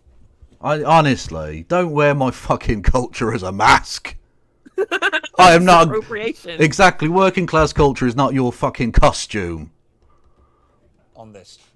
Oh my god! Every time I come on this show, it just seems to be an opportunity for you to have It a seems talk to be an rather than opportunity for me letting to it ask you happen. simple questions to which you haven't got a clue. But Piers, And you it's my point about yourself the have protested President Trump's immigration Many policy. times. You do Many not times. support the splitting up of families. No, I do not. on But the I do border. support. So how do you children? Again, but as with all of these lying fucking conservatoid freaks, that you can say, I don't agree with this. If you support the candidate that's doing this, then yes, you do. Yeah, I'm also- sorry, you also fucking do. So Hadrian's Wall in chat says, why are we watching and commenting on a clip from 2016? It's old news. It's true, it is old news, and it is from 2016. It is, however, A, funny, and B, I think there is some relevance again for the kind of discussions that we're going to be having for the next 4 bloody years. Yeah, this is foreshadowing. Yeah. But I do support Trump cracking down on illegal immigration on the southern border. It's a massive problem. 800 to 900. What about the illegal immigration on the northern border? Keep those snow Canucks. The snow freaks, the little yeti creatures. Keep them out. Otherwise known as Canadians. And you can say that because it's not racist, because some of them are French, so it's fine. 1,000 people a year come over that border, right? I do support him. I do not support the policy of separating. What about the 2,000 children But I do think when you separated talk from their about Trump families? in this incredibly relentless, hostile, negative way, you have to know what Obama did too. Because Obama was not no the saint longer that you president. anti-Trumpers Is say he no was. longer And you president. didn't have a clue about any of those numbers. Piers, there is no And that test. annoys me. It's There like, is come no on. test or threshold. The problem for what's what stupid people as should be well, allowed what's to stupid protest. here too, is that the line wasn't even, you disagree with Obama's policy on this, because Ash has already said, I disagree with his policy on the border, I disagree with his foreign policy and his drone strikes, right? The fulcrum on which Piers Morgan's criticism entirely lies is, well, I asked you the number and you didn't know the number. Despite your actual opinion on the veracity of the policy and whether it's bad, right? It is, do you actually know like the figures? Have you looked up the figures on the internet? That is where that's the line that has to be crossed, right? I can tell you how many immigrants that Trump deported. I can't tell you how many families were split up. I just know that the deportations and the family separations were both bad. Like, there's a moral principle here. Also, it's not even a matter of looking it up on the internet, because this is a TV show. So presumably an unpaid intern looked it up on the internet and wrote it on a piece of paper, and that's why Piers knows. Yeah. Not because he's done any work or cares, but because he went... got a researcher. Yeah, he got a researcher to go, get me a cup of coffee and find out how many immigrants Obama got rid of, so that I can dunk on this bitch. Well, that's it. Yeah. That's the entire work, quote unquote, that he put into this bit, and he's stretched it over fucking 3 minutes of fucking TV now. Oh. About. Ash has every entitlement to protest Sure. Trump's immigration just policy. know your history. She doesn't need to go through Know an your recent exam history. before she goes out on a And protest. it's not an exam, it's about knowing the facts about what the last president did, so you can actually put what Trump does into proper context. And I have put it in context And because isn't it interesting? I have been a fierce critic of the detention of families, which Obama expanded, and I was against that. But isn't- what Trump did that Obama did not do. When he came to use London, the he was welcomed like a separation- conquering but hero. was to use the separation of children as a means to discourage people But I from agree with making you about border that. But isn't crossings. isn't this And interesting? that's the point. Yeah. The last major protest was when George W. Bush was president. Actually, this is a group of professional leftists who just like to agitate and enjoy going out on the... Would that be the war criminal? Yeah, the guy who killed 1 million people. Yeah, the guy that dragged us into an illegal war that killed 1 million I mean, people and displaced millions more and killed thousands of our soldiers as well as bankrupting us. Well, if anything, if you want to actually make real charges of hypocrisy at people, you'd say, why were the protests for Trump bigger than those for Bush? That's the real criticism here, because probably the worst president of all time, in my opinion, is George W. Bush, right? You know, surely the protest should have been bigger for Bush. If you're going to make a scale of protest accusation here, Bush was the worst. Like, the whole world will never be the same again because of what Bush did. True. And just as a way of telling you how sick American society is, he led out a college football team at the weekend with his wife. Yeah, they just forget about all the fucking people that he killed. That's fine. He's not, like, what should have happened is either terms of service or he goes to The Hague. But what actually happened is he got to do the ceremonial coin flip or whatever the fuck it was, and then went to go back to his house. Like, it's fucking gross. the protest. That's why they're not interested. And the fact that Libs have like tried to rehabilitate him, like the Libs were like, why hasn't Bush come out and supported Kamala Harris? Why would you want him to? Like they'll do this. I promise you, they'll do this with Trump as well. Professional leftist. I guarantee they'll do No this with such Trump. thing. In 15, 20 years, the next Trump will come along. Trump, mega Trump, right? Fucking Baron Trump, whoever it is. Who's worse, because the rightward drift never seems to fucking end, apparently. And they'll say, like, well, Trump was bad, but, like, he wasn't like this. This is way worse. This is the biggest election in the history of mankind. This is we have to stop this evil bastard by voting for X corporate Democrat cunt.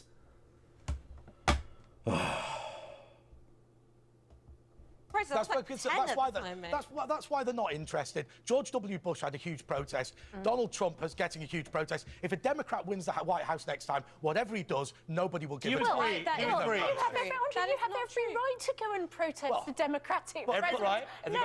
Yeah, I can't help that you're a lazy cunt. Start a thing. Fuck Joe Biden. Campaign. Go for it. I mean, to be fair, I'd join that, I think. But also, to be fair, now they can't do the you didn't protest against the Democrats because people protested Genocide Joe. Literally, Genocide Joe and Holocaust Harris. Yeah. Yeah. And it's such an annoying quirk of history that the anti-genocide vote will lead to a worsening of the genocide they were voting against. Because Trump is going to be worse. He's promised to be worse. Genocide is bipartisan in America. Oh, yeah. Well, it's like the fucking offshore detention, the concentration camps in Australia. Well, technically not in Australia, run by the Australian government. Like, that doesn't even get mentioned. Nauru.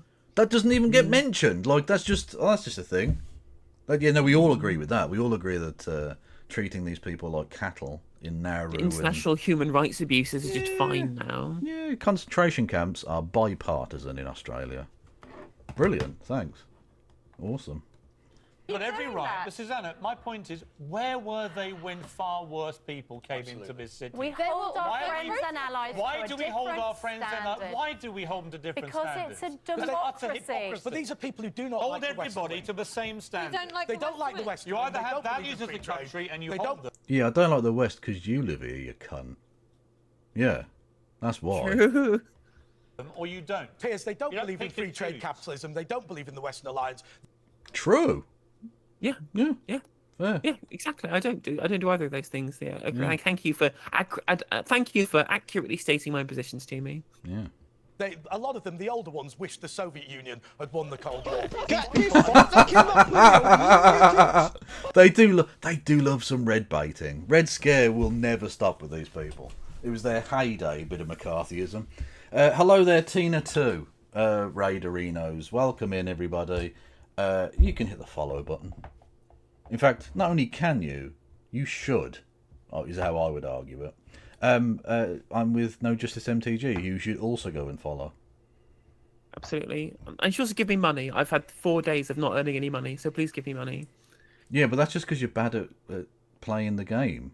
I'm bad at cardboard, it's true. Also, thank you, Sergey Meerkat for the 10 gifted and Jack Miller for the 9.99. Thoughts on the Irish general election? Sinn Féin's fucked it. They've totally fucked it. Yeah. Thank you for Bitty Bits to the people who did Bitty Bits. Much love. Of the country in which they reside, and that's why they hate our biggest ally. Ash, where will you be marching in the next 2 days? I'll be marching in Westminster tomorrow alongside thousands of other people who found the policy of border separations unconscionable, who think that the sight of our elected Prime Minister holding Donald Trump's hand is an utter embarrassment. Did you find Obama deporting 3 million people unconscionable? You yes. Spit up many found. Yes, I did, and that's why. Where was your protest march against that when he came to the country? And that's why I also but if you feel so strongly about it, Ash, where was your protest march against Obama? In this country if you found that well. unconscionable too, you where was the march? You do not have to go out and march against everything in order to make a point about one thing. No, if you find them both unconscionable and it's the same issue, you have to march twice, don't you? I would actually encourage you to maybe check out some of the other work that I've done where I've been intensely... Tell you what I do, Ash, I go and check out some basic facts about your hero, Obama. He's not my hero. I'm a communist, you idiot. You didn't plan any protests against him, did you? Beautiful. It's a good moment. Zero protests against Obama. Jesus. You have every right to protest. Thanks, every right to protest. I had a nice moment. It's sort of similar, I guess. I did Normal Island on whatever day it was, Friday, and it was very good. Curtis, as always, and the Sneaker was I'd never met them before, but they were the producer, and so when you're in the actual sort of meeting room place, I can hear what either of those two people are saying at any time, even if their stream can't. So when they're playing a clip, if they talk, I can hear it, but their stream can't. So, and they know that dynamic as well. And so they were playing a clip about the election, and it was some corporate Democrat cunt going on about, we need to row to the centre, blah, blah, blah. And just out of nowhere, she just piped up with, I fucking hate liberals. True. And honestly, I had to mute myself. I started belly laughing. Also, Lana asks if I have PayPal because YouTube take a cut. No, I don't have PayPal. I am banned from PayPal. I can't have PayPal. It's very sad. I do have PayPal, though, because I know Peter Thiel personally, and I'm good friends with him. Yeah. Yes, absolutely. So if you should go and PayPal Kevin some money right now. He's delivering all of the content. Well, yes, all of the content. And, by the way, that was to the chat, not like Lana specifically, because you asked about PayPal. No, I was saying the chat should generally give Kevin money. You should give me money, Lana, specifically me. Fair enough. Yes. Just get it in perspective. There were none against Obama. There were none against Vladimir Putin. Why didn't you go out and march against Obama then if you're so keen manning your guests to make up for your own incompetence as a journalist? Sorry. Forgot about that little gem. Love it. Yeah. You didn't hold Trump. Thank you, Zaminsky, for the 10 gifted. To account when you interviewed yes, him. I did. You didn't think that climate change was important enough to bring up. I held Trump very well to account on a number of issues. No, holding his sack whilst you work his shaft is not the same as holding him to account, Piers. That's not the same thing, mate. No. Embarrassing. Well, it may be and embarrassing. instead what you've done, but actually, is straw man your guest, what I put try words in my mouth, what I try and be and with, you've deflected from the actual argument at hand. What I try and do is be fair about Trump. What you do and to no one is else. be relentlessly anti-Trump and relentlessly pro somebody like Obama. I'm not pro-Obama. I've been a critic of Obama. I'm a critic of the Democratic Party because I'm literally a communist. I'm literally a communist on that bombshell. No, not a bombshell. She's never hidden that fact from anyone. Because it's the capitalists who are making the bombs, right? They're giving them to Israel. Oh.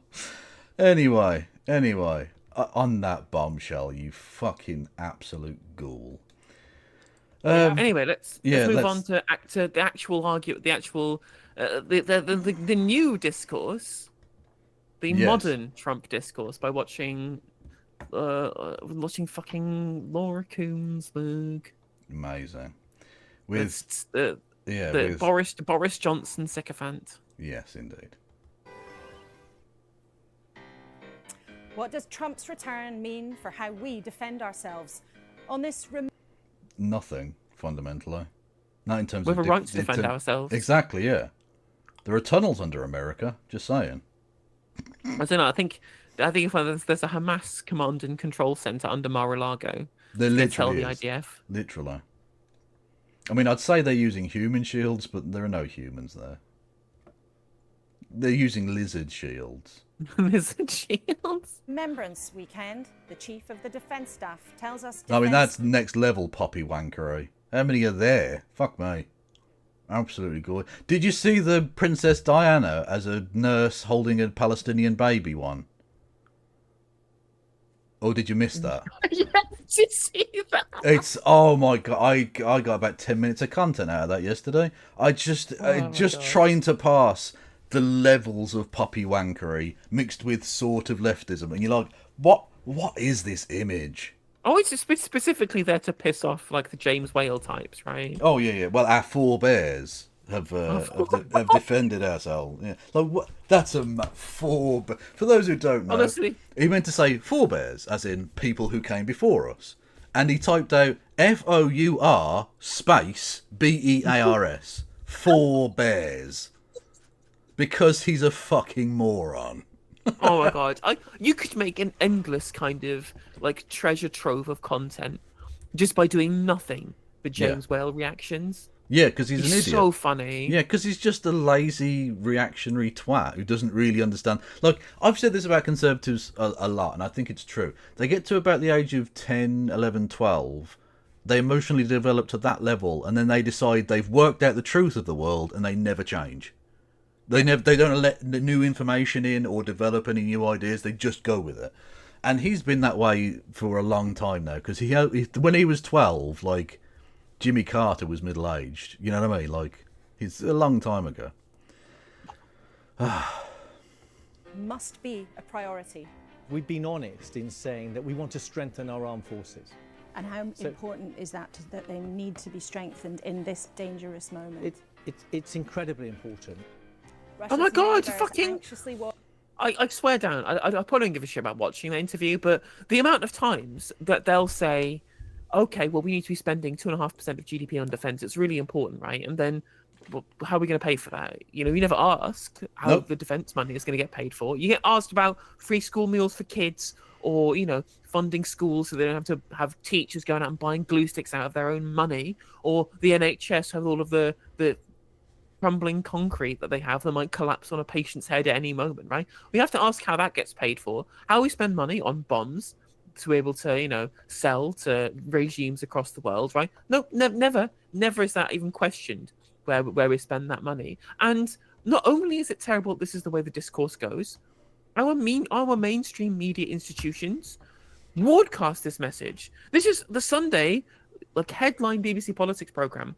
And they're just bringing on a military official to go, we need to spend more money. And then go, oh, yes, I agree, spend more money, spend more of the money. No, that we spend enough. More money for stopping wars, right? Yeah. More money on international development so that the global south doesn't fucking collapse due to climate change and cause even more conflicts of like access to water and shit. I think we need to look at this a very different way. In order to get the right wing on board with this, here's the thing, right? Put it in this way. You want to stop immigration, right? What's the main cause of immigration? Instability in the places these people are from. So rather than spending our tax money on bombs to flatten people's houses, how about we use our international aid money to build more houses in these places so people stay there? Yeah, quite literally, it's the most myopic and insane position the right wingers take, is that we should be hawks on foreign policy, we should cut our international development budget, but we should also try and reduce migration and reduce the level of asylum. And I'm just like, you live in fucking fantasy land. You live in fantasy land where somehow all of this hawkish policy isn't going to create an absolute legion of refugees and asylum seekers. And the worst part is they're not even consistent. Like, they are legitimately angry. I agree with them about the Iraq war, right? The intervention. Except, do they care about the fallout in the Middle East? Because do they care about the lives of the people who were ruined? No, they care about some British service people who died. Tragic, though it is, and I agree they shouldn't have died, we should never have gone to war. But they will then also not link that back to the migration crisis that followed, where we were taking in far more asylum seekers than we're taking in now, directly as a result of belligerent interventionist foreign policy that not only created a refugee crisis, that led to the power vacuum that created ISIS, that we had to spend more British money than more British service personnel cleaning up the mess. Right? Yeah. Like, if you believe in, I mean, this is at least where the America First people who support Donald Trump are at least more rational than British conservatives on this issue.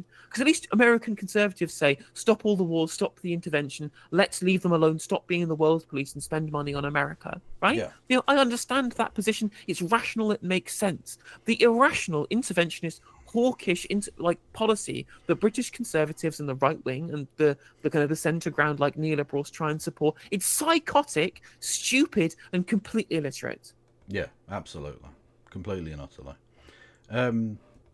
I did have another point to make, but I've totally forgotten, so we'll move on.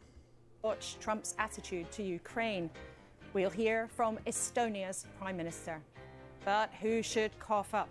We asked the Chief Secretary to the Treasury, Darren Jones, and the new Shadow Foreign Secretary, Priti Patel. Oh, Priti's back. Honestly, if there's one good thing about Kemi Badenoch winning, is us getting to have more of Priti Patel on camera rather than fucking all of the boring bellends who are part of the Tory party. She may be an absolute monster, but she is funny and interesting. The memes will be interesting, yeah. Actually, that's the one thing I'm taking away from the Trump campaign. Elon Musk will be a part of the government for a bit, but as with every single other person who was in Trump's original government, he'll fall out with them. And their falling out is going to be the bitchiest thing that's ever happened. You think a gay couple falling out is like messy? You ain't seen shit until the richest man in the world and the most belligerent cunt in the world, the immovable object of wankery and the irresistible force of wankery come into contact. It's going to be amazing. What is going to be interesting as well is that actually people keep saying, there's an article in the Guardian saying, you know, don't think that Trump won't do what he's promised. He's showed in the first term he will do what he promised and won't listen to criticism. I don't think that's necessarily true. I think there is some criticism that he'll listen to, but the criticism that he listens to is, this will make people hate you if you do this. Yeah. That's what he will do. But that's why I think that the tariffs and stuff, I think that's unlikely to happen just because he'll have special advisors going, all those things that people hated Joe Biden for, they'll hate you even more because it'll make all of those things even worse. And that might turn him off. Especially tariffs on China. And I'm like, tariffs on all of those Teslas that are manufactured in China by the guy who financed your election campaign. True, but he doesn't need his money anymore. So I don't think he cares. Honestly, I don't, because he knows he doesn't have to run for re-election anymore, and it's all transactional. Musk is of no real use to him anymore.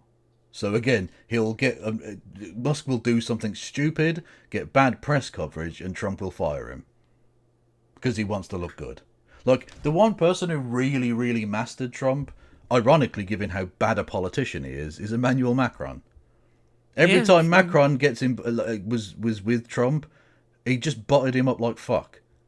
Oh, the president and I, we had great talks. He's a fantastic guy. He's a fucking genius. He's brilliant. He's awesome. He's wonderful. And he basically tickled Trump's balls and got him to dance like a monkey. Like, Trump would do anything because he did the thing. You know, it's debasing and pathetic in a sense. But if you're the leader of a country, butter him up. Tell him, if you do this, you'll look like a genius. And you can get anything you want from him. Erdogan did the same. You can play him like a fucking trumpet. Ironically, I suppose. And superstar Damian Lewis is here on History's Bad Boy as he repeats his role in Wolf Hall as Henry VIII. Oh, the Ipswich striker. Take yourself out of the council chamber before I have you taken out. My patience is not infinite, neither with you nor my daughter.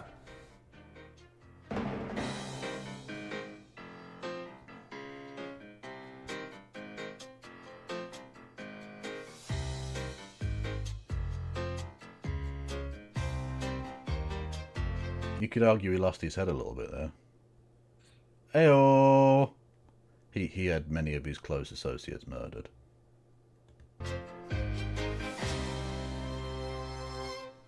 Morning, and on this special Remembrance Sunday, we'll be hearing from Sophie Rayworth at the Cenotaph, who'll be with an Afghan veteran. But we can show you the pictures of people beginning to gather for the moving... Yeah, woke! Also, did you see the picture where it was just like, oh, we've got 9 prime ministers here at the Cenotaph? And somebody made the point on Twitter that if Liz Truss lives to 96, she would have spent more days officially at the Cenotaph than as officially prime minister. Oh, see, like I want her to die, but I also now don't want her to die. It's a dichotomy. It really is. No, I want her to live as long as possible, so the ritual humiliation lasts for as long as possible.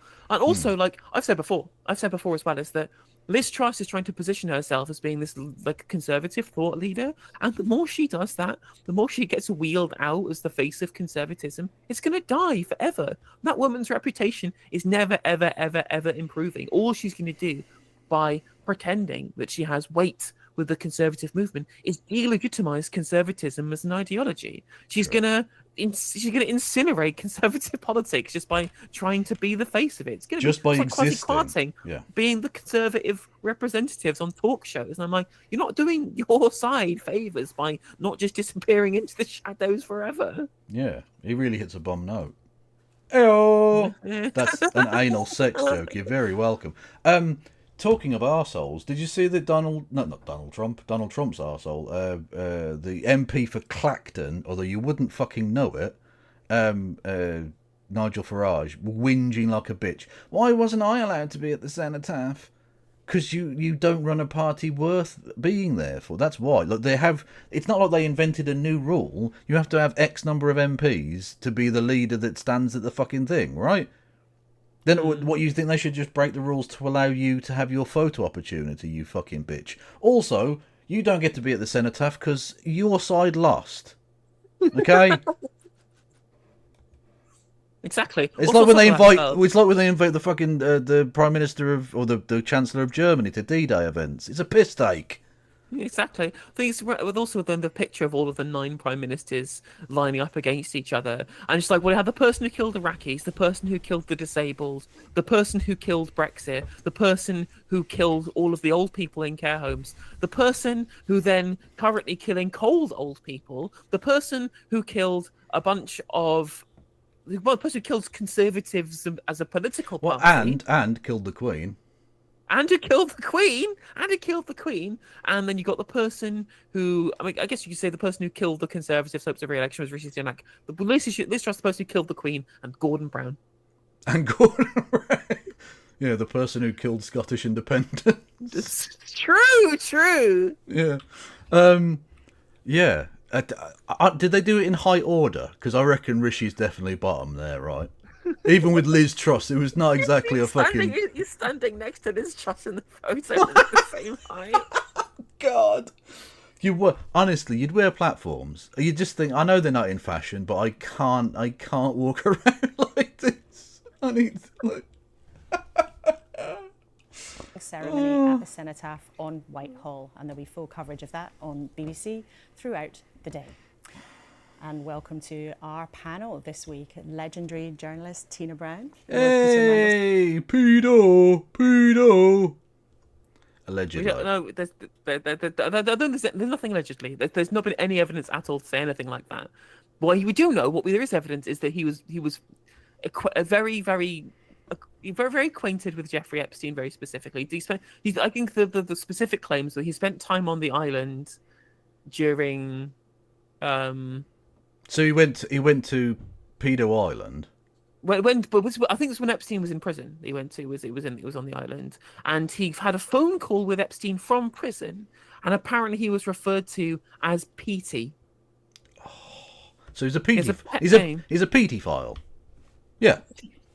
He likes being called Petey. So he went to Pedo Island, whilst the pedo wasn't there because the pedo was in jail for being a pedo. And then phoned the pedo from the pedo jail where the pedo was being imprisoned. But there's no evidence to suggest that this man might himself, even though he has a pet name from the pedo of PT, be himself a paedophile. No, that's not. There's literally zero evidence. Fair enough. Fair enough. Then you know what? There is zero evidence. There is zero evidence whatsoever, and absolutely no red flags. None. No, none at all. But that's the truth. Wilson, and also Tory peer and historian, Lord Andrew Roberts. A very warm welcome. Andrew Roberts, interestingly, I have a bit of a history with. He did a PragerU video about how the British Empire was absolutely awesome. He's a fucking monster. Jesus Christ. Yeah. But so look, I don't know who the woman is, apologies. But the other guy so that's Petey the pedo's friend and PragerU cunt are the voices of reason on tonight's panel. Brilliant, thanks. Honestly. What is frustrating, what is explicitly frustrating, right, is how no one the media just don't talk about Peter Mandelson's links to Epstein. It never gets talked about. He might potentially, right, if he's still on the news today, he might potentially be the ambassador to America.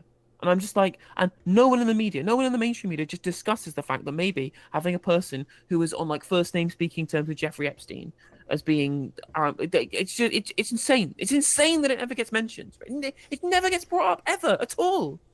Yeah. It's just allowed. Because again, it's almost like there are so many people in the establishment that were on that list that they were all protecting one another. Yeah. And that the person who definitely didn't kill Jeffrey Epstein, who was definitely not the president at the time, Donald Trump, who had him assassinated, because he just committed suicide, so it's fine. Yeah. Honestly. He committed suicide by accidentally stabbing himself in the gut while shaving. It's fine. That's a Blackadder reference. Welcome to all three of you. Let's start as we always do. Just like Litvinenko. Why did he accidentally drink that polonium? Crazy. just a silly little mix-up. Exactly. With what's making the news, the Sunday They Times were there to started look with at the £1 billion fucking Salisbury warning for Cathedral. Tesco's tax bill after the government's hike to national insurance. The Observer suggests the Chancellor would oppose any Trump tariffs, and the Sunday Mirror and the... Yeah, and then Trump will go, fuck you. Like, that's how trade wars work. Like, why do these dickheads think that, like, you can just argue a fascist out of their positions? Like, you really can't. You can't ask them nicely. That won't work. Sun on Sunday marked the Princess of Wales being back at work, attending a... Also, can the consent machine just fucking stop for a bit? We all saw the Channel 4 documentary. We know the royals are fucking fetid scum. Absolute vermin. Stop with this. Oh, well, look at all this awesome stuff they're doing. They're opening food banks. Why do we need food banks? We're in a country where this cunt won't pay fucking inheritance tax, and we've got food banks. And you're telling me this as if this is a good story rather than a reason. Trebuchet! We literally had fucking Prince fucking William going around saying, oh, well, we really need to deal with the homelessness problem in the United Kingdom. Motherfucker! You are a fucking landlord! You are the fucking problem! You are literally the problem. You're making free money off of fucking shit that you inherited without having any real fucking job. You don't do anything real. You don't contribute to our fucking society in the slightest. You get money from the state and you get tax-free inheritance money for everything else, and landlord money for the estates of the duchies of Cornwall and Lancaster. You motherfucker, you cannot come onto my house and preach to me about ending homelessness when you are the fucking problem. You are the fucking problem. You are the reason for the fucking problem. And national finances are not great. Maybe why are we paying rents to these cunts for buildings for hospitals? Genuinely, just nationalise them. Take them. Honestly, like the fact that we haven't gone full Robespierre on these people is crazy. Honestly, we're gonna party like it's 1789. Let's fucking go. I think that's the thing that gets me put in jail. That sentence. A remembrance event last night as she makes a gradual return to work after being treated for cancer. Work. She turns up and shakes a hand or two, and then puts Purell on, presumably to get the peasant off her. Like it, she cuts a ribbon. She's not fucking hod carrying on a building site. Back to work. Fuck off. And the BBC's leading on Donald Trump moving closer to a clean sweep of those swing states. After several days of counting, he's set. Honestly, well done, Democratic Party, on a genuinely historic L. You've managed to the biggest fuck up in history. The easiest winnable election ever, and you managed to snatch the biggest L in history from the jaws of W. It was only the second time in 35 years that the Republicans have won the popular vote. Absolutely 35 mental. years. Fucking mental. You should be very proud of yourselves. Dickheads. To win Arizona. Thanks. I mean, also, thank you to Jonathan Ashworth for leading to presumably World War III and the end of Earth. Jonathan Ashworth is personally responsible for everything that now happens. I will spend the next 4 years doing that joke. Bear with me. If I have to see him on TV every day, I'm going to rinse him every day. Arizona too, and that victory is all three of you stronger than anybody had expected. So much to talk about because the world has changed in the last 7 days. I just wonder where all three of you were when you realised the news and what you made of it, Tina. Well, there was a kind of delayed reaction to the whole thing. I mean, well, it'd be interesting to hear what fellow friend of Jeffrey Epstein, Lord Mandelson, of course. Lord Mandelson. Lord Mandelson, what a fantastic system we run in this country, has to say about his fellow friend of Jeffrey Epstein. Presumably, yeah, exactly. Yeah. Well, at least it shows you why he should be the ambassador. Then they've got mutual friends. Yeah, I mean, really, if we're going to play the realpolitik of this situation, we say, okay, Mandelson, we know you're a fucking terms of service, technically covering my arse here. So we know that you and Donald Trump are both. You have a mutual friend in Jeffrey Epstein. So exactly. You can bond over your mutual friend. You can bond with him, and also you can say, look, we've both got a vested interest in making sure that certain things aren't known. So how about we cut a deal? And we try and play it that way. We essentially use a nonce to catch a nonce, theoretically, allegedly, in order to get the best deal we can out of America by blackmailing the President of the United States. Yeah, I'm okay with that. It might be illegal. Do I give a fuck? I think it's so the line that Mandelson goes with is, I certainly regret ever meeting him in the first place. Had I known what he was and what transpired, I would have thought better of it. And he says, I'm not going to go into further detail about this. I've said publicly that I regret meeting him in the first place. Everything that needs to be known about him is now known. There's nothing further I can add. Which is definitely not, No, that's fine. I definitely believe him.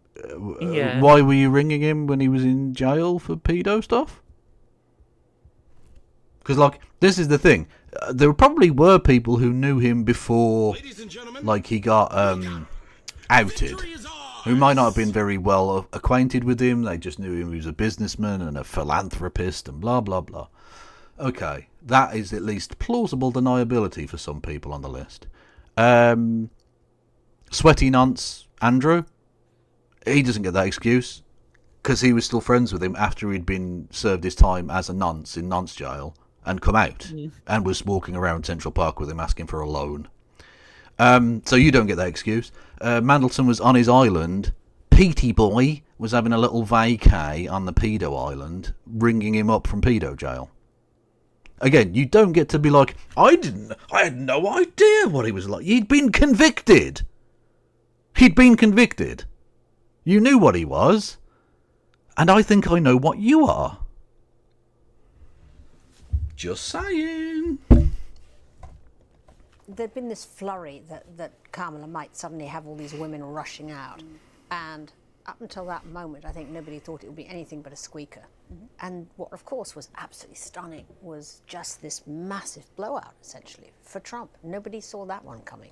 I have to say. It's not a massive blowout. This the people need to get it into a little bit of perspective. Historically speaking, this is a very average presidential win. In terms of the popular vote, negligible difference really. Like it's well within the kind of usual margins that you would see. In terms of two-way races, that is. Obviously, there are 3- and 4-way races way back when, but you know, in the last century, let's say, it's not actually that big a deal. And Trump said it was a landslide when he won in 2016, when it was like the 4th narrowest electoral college vote win ever. 3rd if you take out the 4-way race in 1860. So like, it's literally nothing. It's just a regular win. It's not a landslide. Stop bigging it up.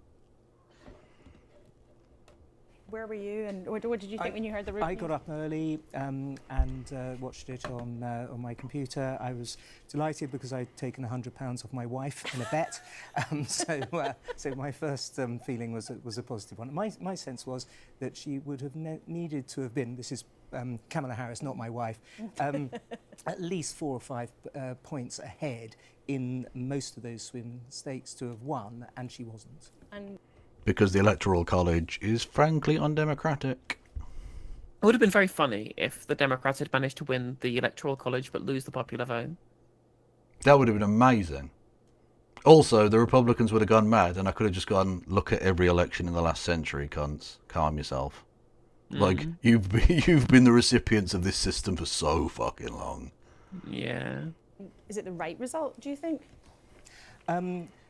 Apart from poor old President Zelensky and what he might do in Ukraine, yes, I think it is the right result. I don't think that Kamala Harris would have made a great president, and I don't think he's going to make a historically great president, but he is going to be much better for America. Peter, what did you think of it? Literally, these fucking bellends. Just like, it's so obvious that that's just not true. Yeah. Like, yeah. It's just so obvious that it isn't true. Like, what? Like, anybody who can... I don't know anyone who can... Did your stream go down? Yeah, it did go down. I just had to keep restarting it to get okay. to cooperate. Yeah, sorry. But... It's obviously not true. Something. Yeah, it was just that... What policy would he be better at? Like even if you're like a proper like hyper capitalist, right? Who thinks that, you know, left wing economic policy can't be allowed, and yeah, you have to fucking. Do you get free trade policy from Donald Trump? You get fucking tariffs. Yeah, he's literally promised. He's promised 20% tariffs. What the fuck? Even at the height of like crazy robber baron bullshit, they weren't on 20% fucking tariffs. He's literally offering like insane protectionism that we've not seen in 100 years, right? Yeah. Every like liberal capitalists must like actually hate him if they believe fundamentally in like the kind of the what we got out of neoliberalism from the 1980s until today. It's insane. It's insane. Like there is nothing unless I think it's even conservatives over here think this economic policy is a little bit too far. Yeah. Yeah, I was having this. A family member I was chatting to, they were going on about Question Time and how biased it was against Trump. And I was like, but it's supposed to be representative of the British people who overwhelmingly despise the guy. So actually, it is representative. It's fine. Why would, like, there aren't really any Trump people here. Like, it's literally, have you ever seen a sadder person than, like, a British Trump fan? It's fucking pathetic. Oh my god! I think I've only ever seen like 2 MAGA hats in Britain in the wild, so to speak, and I just remember thinking like, who are you? Why are you here? What? It's like Johnny Rotten standing there, like looking incredibly old and not particularly trim, wearing his "Make America Great Again" hat. I'm just like, yeah, it's not a good look, is it? No, it's not. It's not great. It's not great. We're facing a clean sweep. Which way round? For Mr. Trump, and that's what we got. And of course, being Peter, I immediately thought, well, what does this mean for Britain, frankly? And I thought we're going to be in for a fairly transactional roller coaster ride, but that we have to decide how we're going to influence this presidency, what we're going to put into it, and what we're going to get back from it. And that's really what we've got to address now. So it is the art of the deal. It really is. And that was the title, of course, of Trump's famous book. But Tina, you spend a lot of time in America. How do you think he will approach this second time round? I mean, should we believe what he said it must during be the campaign? As you said with Macron, it must be really easy to run rings around Trump because, of course, he's a fucking idiot, right? He's very stupid. Yes. Must actually be very easy to run rings around him if you do a Macron or an Erdogan. Yeah, exactly. You just got to butter him up. The problem is, of course, is that when you used to get a concession out of a world leader, you expect them to like vaguely stick to it. Like you might get a bit of drift or a bit of change or whatever, but like if they fundamentally say we won't do X, you expect them to not do X, right? Because you expect them to like want to continue to have good relations. Whereas Trump literally just goes with the last person he talked to that said something nice to him. I mean, literally, it's almost like he's just like. It's not surprising that Joe Rogan backs him because that's what Joe Rogan is like. Yeah, Joe Rogan agrees with the last thing that he heard. Yeah, Joe Rogan. Like you could have a revolutionary socialist go on there and explain to Joe Rogan using MDMA references or something how Marxism works, and he'd be like, "Yeah, that sounds fucking awesome. I love that shit." Jamie, can you pull up Capital, please? Like, you know what I mean? He'd do that thing. And then you could have a fucking uber capitalist go on there and explain that as well, and he'd agree with that because it's just, again, the monkey see, monkey do. Yeah, they're very simplistic people. It's very like ego driven with them, which just leads to, as we saw with the 4 years that Trump was president, just quicksand foreign policy. You have no idea from one day to the next, from one tweet to the next, what the fuck America's foreign policy is. Is he gonna be a dove today, or is he gonna come out and threaten to literally annihilate the nation of North Korea with its 28 million fucking inhabitants? Like, you don't know, and that's just fucking terrifying. Because the words of presidents can get millions of people killed. And he uses that power with such reckless abandon. And he's definitely going to sell Ukraine out. There's no fucking way he doesn't do that. He's promised to do that. All of the people around him want him to do that. It's... anyway. It's fucking awful. It's awful. Trail. Well, the huge difference now is he's completely unfettered. Absolutely unfettered. I mean, he has every single branch of government. And he's learned. To be fair, he had that before anyway and wasn't able to achieve anything. That's the one saving grace. And again, you're sort of clutching at straws. It's a bit copy, but it is sort of still true. That he had, in the first 2 years of his first term, he had both houses of Congress. He basically had the Supreme Court already with a 5-4 rather than 6-3 majority. And he obviously was the president. And the only thing they really got passed was tax cuts. Now, getting tax cuts for rich people past a Republican Congress is the easiest thing imaginable. Like, it's literally, that's the only thing they can all agree on. They all wanted to get rid of the ACA, the Obamacare, couldn't do it. They couldn't even do the one thing they all agreed should be done, which is get rid of the ACA, even when they had both houses. So Trump is not only a bad politician, and I don't mean that in terms of winning elections or whatever, because clearly he's won 2 presidential elections, right? You've got to hand that to him, even with the inbuilt injustice of the system and all of that, whatever. He's a bad diplomat. He doesn't know how to negotiate, which is why they had the longest shutdown in US American government history under his watch. Yeah. If you remember him buying lots of McDonald's for the National Football Champions when they turned up at the White House, that was during that was because literally the catering staff were furloughed whilst the fucking government was shut down. Anyway, so that he's not very good at that, and the Republicans are awful at governing because they don't fundamentally believe in governance. They're just about power. And so they won't problem, innit? Yeah, they won't really be able to get a great deal through, even with both houses. So and Trump is such a lazy cunt that he doesn't really do enough work to become a fascist dictator. Like, whatever you think of dictators, you have to be pretty locked in to make that work. You have to work long hours. You have to make sure you're on top of your shit.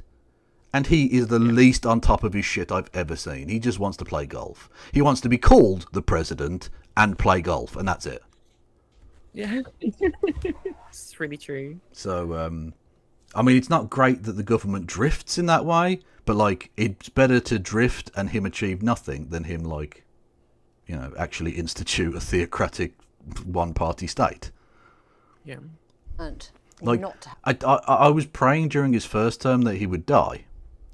Right? I was like, yeah, that would be awesome. Whereas now, J.D. Vance is so much more ideological than Trump that we sort of have to hope he doesn't die. Well, Vance is worse. Like, Vance is easily worse. Right? The connections to Peter Thiel and that lies is. Look, he's legitimately, he believes in 2025, Project 2025, right? Trump sort of will agree with some of it, but doesn't really understand it. Because, you'd have to actually fucking read the documents to give it. You have to be able to read the documents, which he clearly fucking can't. If he dies and Vance becomes president, that's actually worse. Which is horrible. Now I'm hoping that this disgusting, creepy old man, this rapist, doesn't die. What? What kind of fucking hell timeline is this? Yeah. Gross. Have people who push back. You know, so he's now got this tight group of pure sort of Trump loyalists who are going in there very ready. You know, they have been preparing now for the last 4 years. So in that sense, it's going to be much less chaotic, I think, but perhaps sort of slightly more alarming, because a lot of the things I think that Trump says... I don't think it's going to be any less chaotic. Words, you know, on... It's not going to be any less chaotic, because the people that are there are not people who were there the first time. So it's the same inexperience.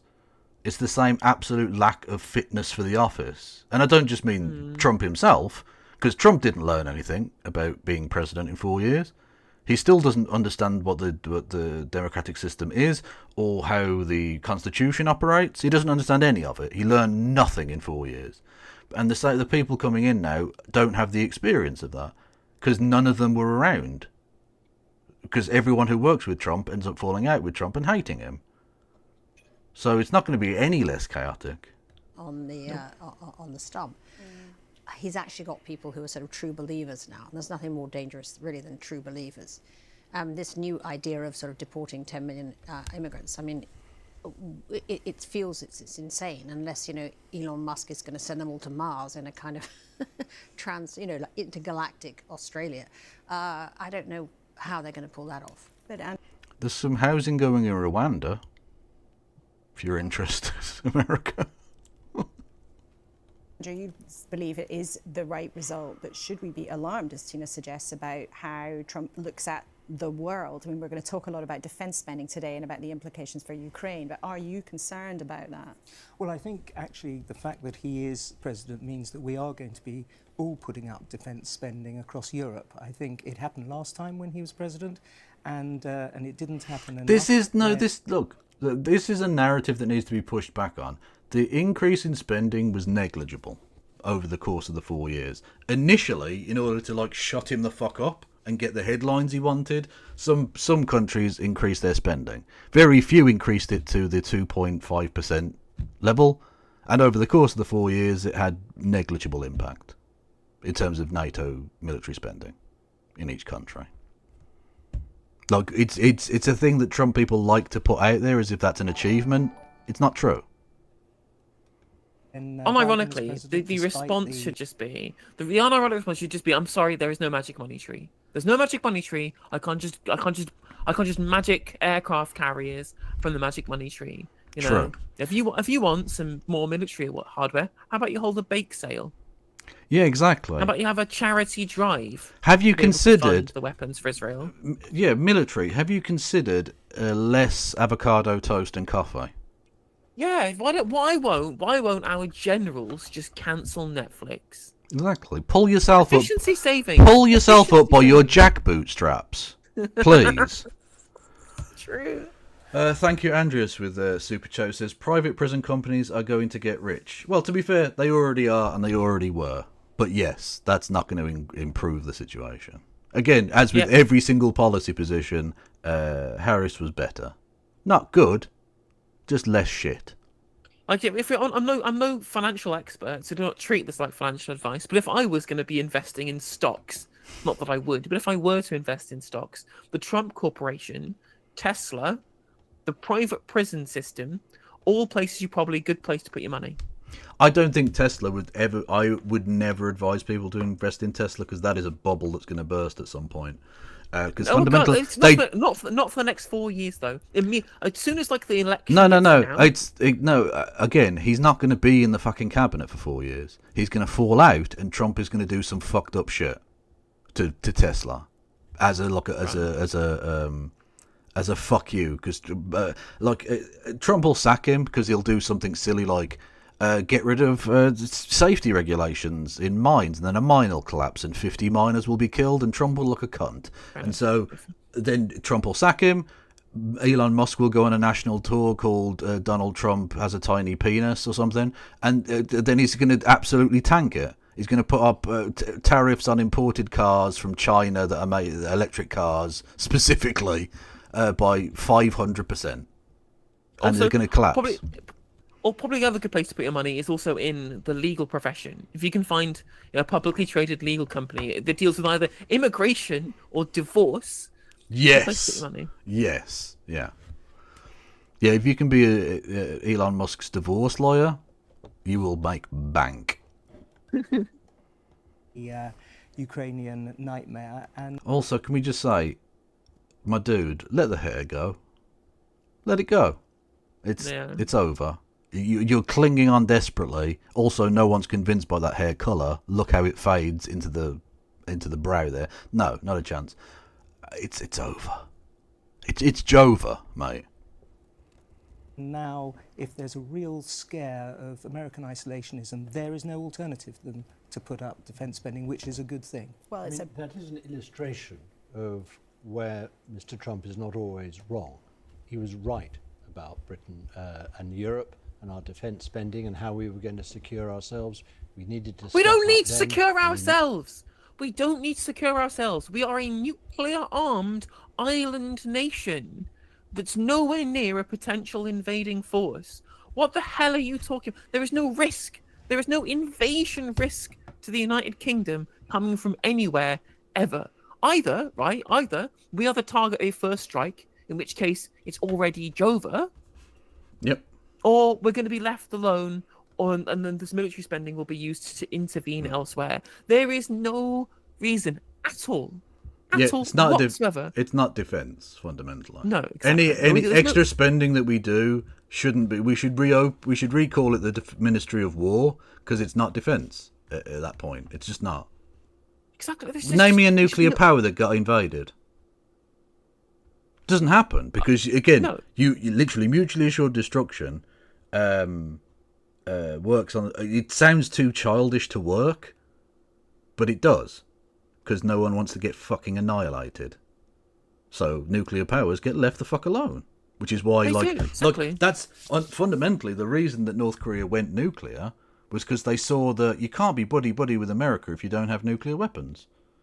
It doesn't matter how much oil Saddam Hussein sold or Muammar Gaddafi sold. As soon as it was convenient, their corpses were getting dragged through the fucking streets. So Kim Jong-un went, fuck it, nuclear weapons then, cunts. Leave me alone, you know? It's exactly why the Ukraine agreements with Russia all had to involve nuclear disarmament. Because it stopped Russia from invading. Yep. Also, at least in part, because even though a lot of those nuclear arms were stored in Ukraine, all of the expertise was Russian. So essentially, if you'd left those there, they wouldn't have been able to do like even basic safety upkeep on them, and so you'd have just had like a Chernobyl every fortnight type deal. It would have been a fucking disaster. So yeah, it was probably best for everyone. Certainly need to do so now. So we do need to step up now. Well, we're going to talk a lot about that this morning. Interesting that you've put that right there on the agenda at the beginning of the programme, because as we've been discussing, Trump's return comes at a time when we've had politician after politician coming into this studio and telling you and me that the world is becoming a more dangerous place. You'll remember during the election, Labour promised to spend 2.5% of GDP, the size of the whole economy, on defence in order to protect us. But will they tell us when they will keep that vow? You better keep watching. This Remembrance Sunday, the military is literally the foremost in framing. many months. The fucking framing is just like, well, they're not doing it yet. When are you doing? When are you going to be committing to increasing that spending? And I'm just like, hang on a minute. When's the question going to come out? How are they going to fucking pay for it? What are they going to cut elsewhere to do it? Yeah, exactly. When it's spending for schools, it's not, oh, you can do this next week, in a month's time? When are you doing it? Hurry up, spend the money on the schools. No, it's, how can we afford this? The magic money tree! No! Look, the framing of it is embarrassing, and again, manufacturing consent machine is burring with reckless abandon, frankly. It is. For reasons present and past. And the head of our armed forces, Admiral Sir Tony Radakin, stopped by. That's not a real name. I think there are two aspects, really. One is the move on to the scale and the significance. Yeah, I don't need supply teacher pretending to be a fucking army officer talking at me. Look at him. Yeah, let's move on to the... Oh, hang on. Who's this lad? Do we care about this lad? Not Who is really. he? I don't know. Should we get to the ministers? Yeah, ministers. Right. You heard a few moments ago the Chief of the Defence Staff in the UK challenging the Chief Secretary to the Treasury, Darren Jones, to match the country's ambition with resources, to use his phrase. Admiral Sir Tony Radakin told us it was incredibly important. The country's ambition to remain an imperialist power? Is that what you actually think the country wants? Not really. We'd quite like a functioning country, thank you. That would be cool. To strengthen our armed forces. So will the government act? Darren Jones also joined us earlier this morning. So our promise, as you know from the manifesto, was to reach 2.5%. We didn't set a date in the manifesto for two reasons. Why is the microphone looking like it's interviewing the puppy? What's the puppy got to say about this? First is that we needed to conduct a strategic to be defence fair, review, which is happening at the moment. The puppy would probably say, I'm supposed to be a symbol of anti-war and the futility of war, and to commemorate all the people who died needlessly in war, maybe we should stop saber wrestling quite so much. And then it would be pointed out that actually you've been co-opted by the British Legion and pro-war factions, and that if that's the thing you believe in, you should wear the white puppy. True. And we'll report in the spring. And the second is because, of course, as with all spending decisions, it has to be subject to wider fiscal considerations. So in terms of where we are now, we're spending 2.3% as a country of the size of the GDP on defence. There was a boost of about £3 billion from the Chancellor in the budget last week. And John Healey, the Defence Secretary... hang on a minute. 3 billion increase in the budget? That's more than the two-child benefit cap and the means test and the winter fuel payment fucking combined. So between that increase in spending and the uncosted, potentially permanent money we're giving to Ukraine, we're spending 6 billion extra a year on defence stuff. Whereas we can't find 2 billion to feed children.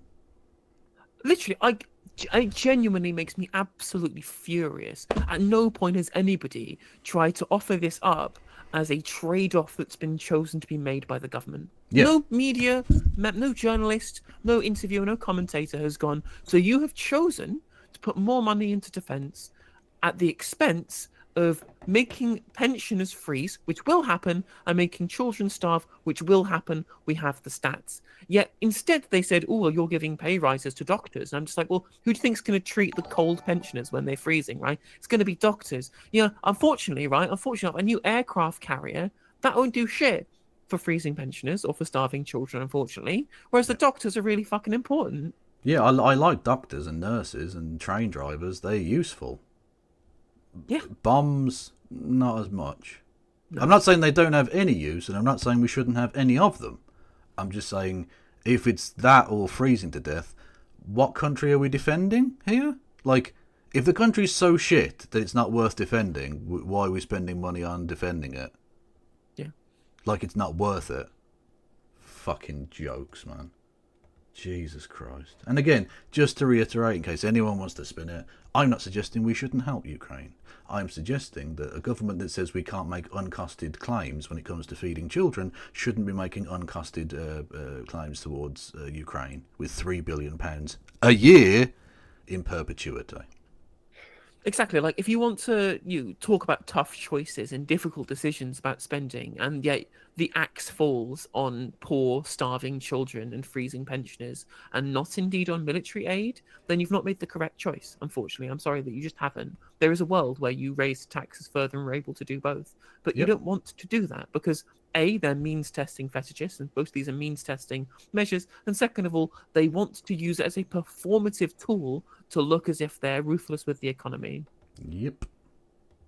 With their strategic defence review in the spring. Well, just on that $3 billion that you raise, the former Defence Secretary Ben Wallace has pointed out that actually that is topping up money that's going to Ukraine. It's not going into the overall MOD budget. And he said essentially it actually works out as a cut in the overall budget. But just to press you on the date here, we've heard from the Chief of the Defence Staff this morning how important it is to do things like build up our stockpiles again. We've heard from countless experts in this field that we are in an incredibly dangerous moment. So I understand that there are reviews going on, but people want to know, when will you keep your promise? Well, firstly, I think Ben Wallace is wrong, I think, from what you've said. I mean, the £3 billion uplift to the defence budget was in addition to the £3 billion grant to Ukraine, which continues each and every... I was about to say, that was my understanding, that these were two separate spending things. Yeah. That was my understanding of this too. And the Conservatives, the party of austerity, again, the party that slashed the NHS budget as a proportion of GDP every single year for 9 years, is now going on about, why aren't you spending more money? Why aren't you being more fiscally reckless, as they would call it?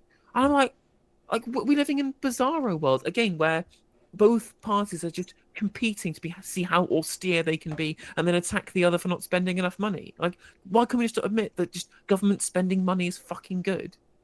Yeah. In the forecast period. In terms of the money and how it's being spent more broadly, though, the Defence Department spends about £50–60 billion a year, and there's a big question about how that money is being spent and what it's being used to buy. And given that we have donated ammunitions to Ukraine, evidently that money will have to be re-geared towards buying back the capacity and the stockpile that we have as a country.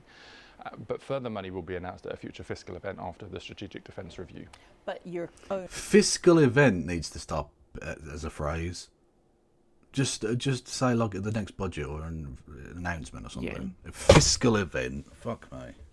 But I love how even their answer on this military spending thing, they don't even need to qualify because no other journalists will qualify the necessity of spending money on defence. It still has to go through the Quango.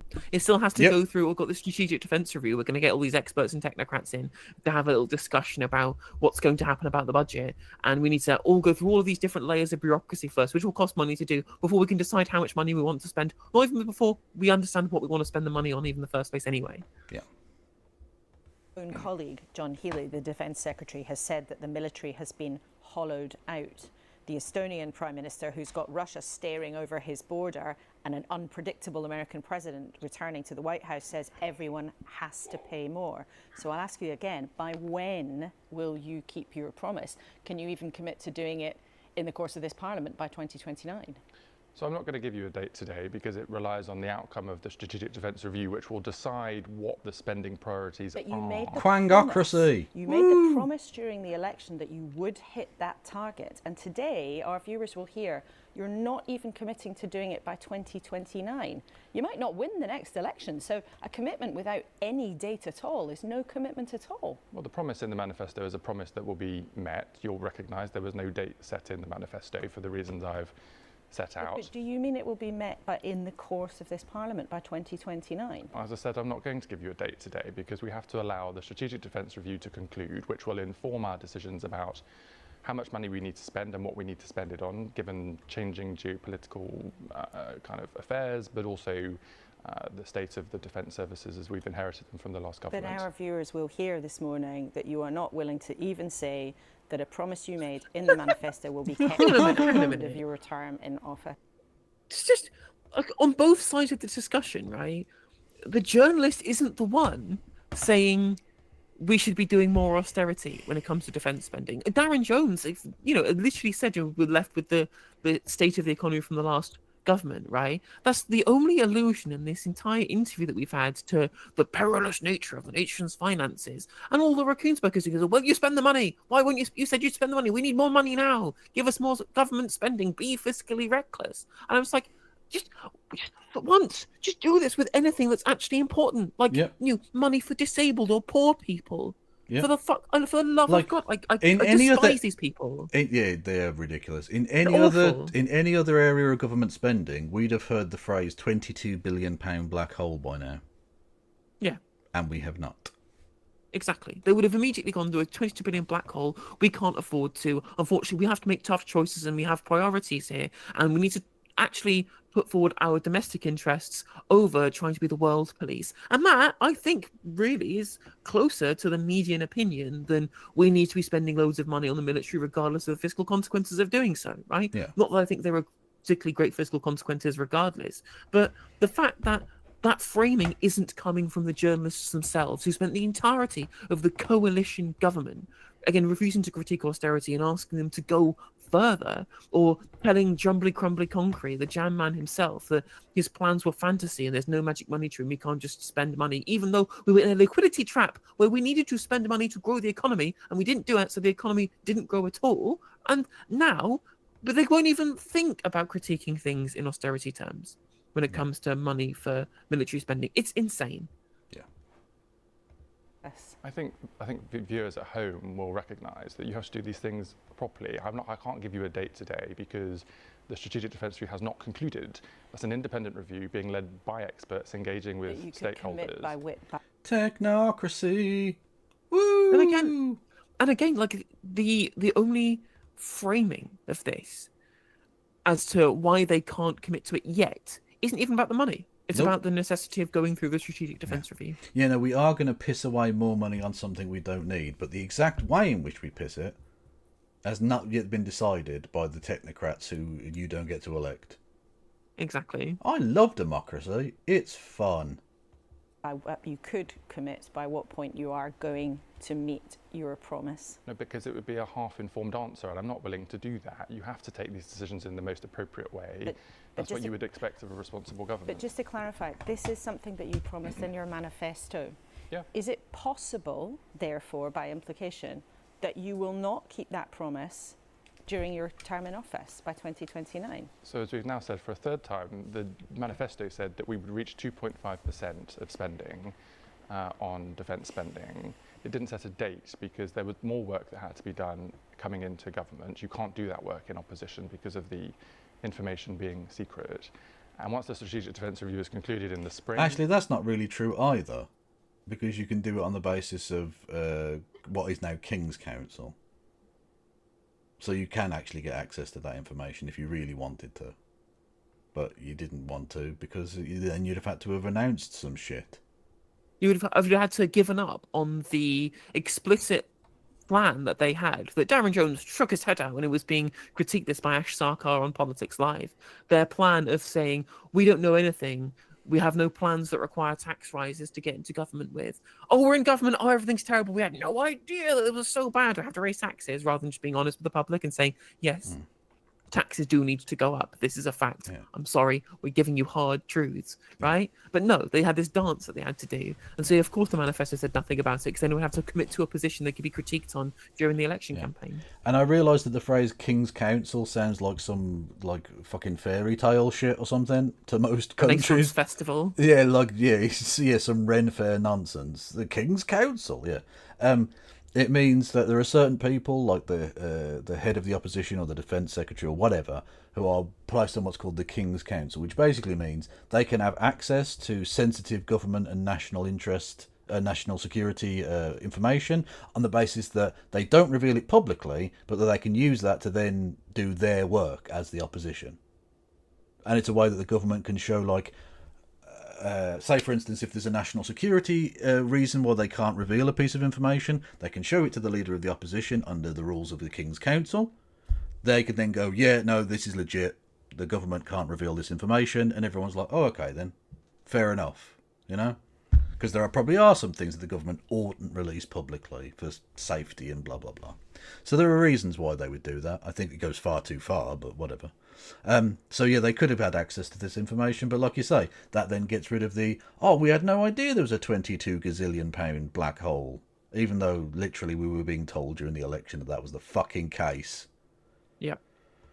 And we've concluded the spending review. I'll be happy to come back onto the show and tell you the date at that point. Okay. President-elect Trump's return to the White Office has obviously The changed White the Office? dial in many, many ways, and one of them has to create a lot of nerves about what he may decide to do, or he may. You know, the Russian Parliament building is also called the White House. Isn't that? What's the state doing there? Yeah. But the actual building's referred to as the White House. Ah, okay. Because it's a big white building. It's, you know. Try to do to broker an end to the war in Ukraine. Some of his allies have suggested he will push Ukraine to give up territory in order to bring the war to Of course he an end. will. He's selling them out. Yeah.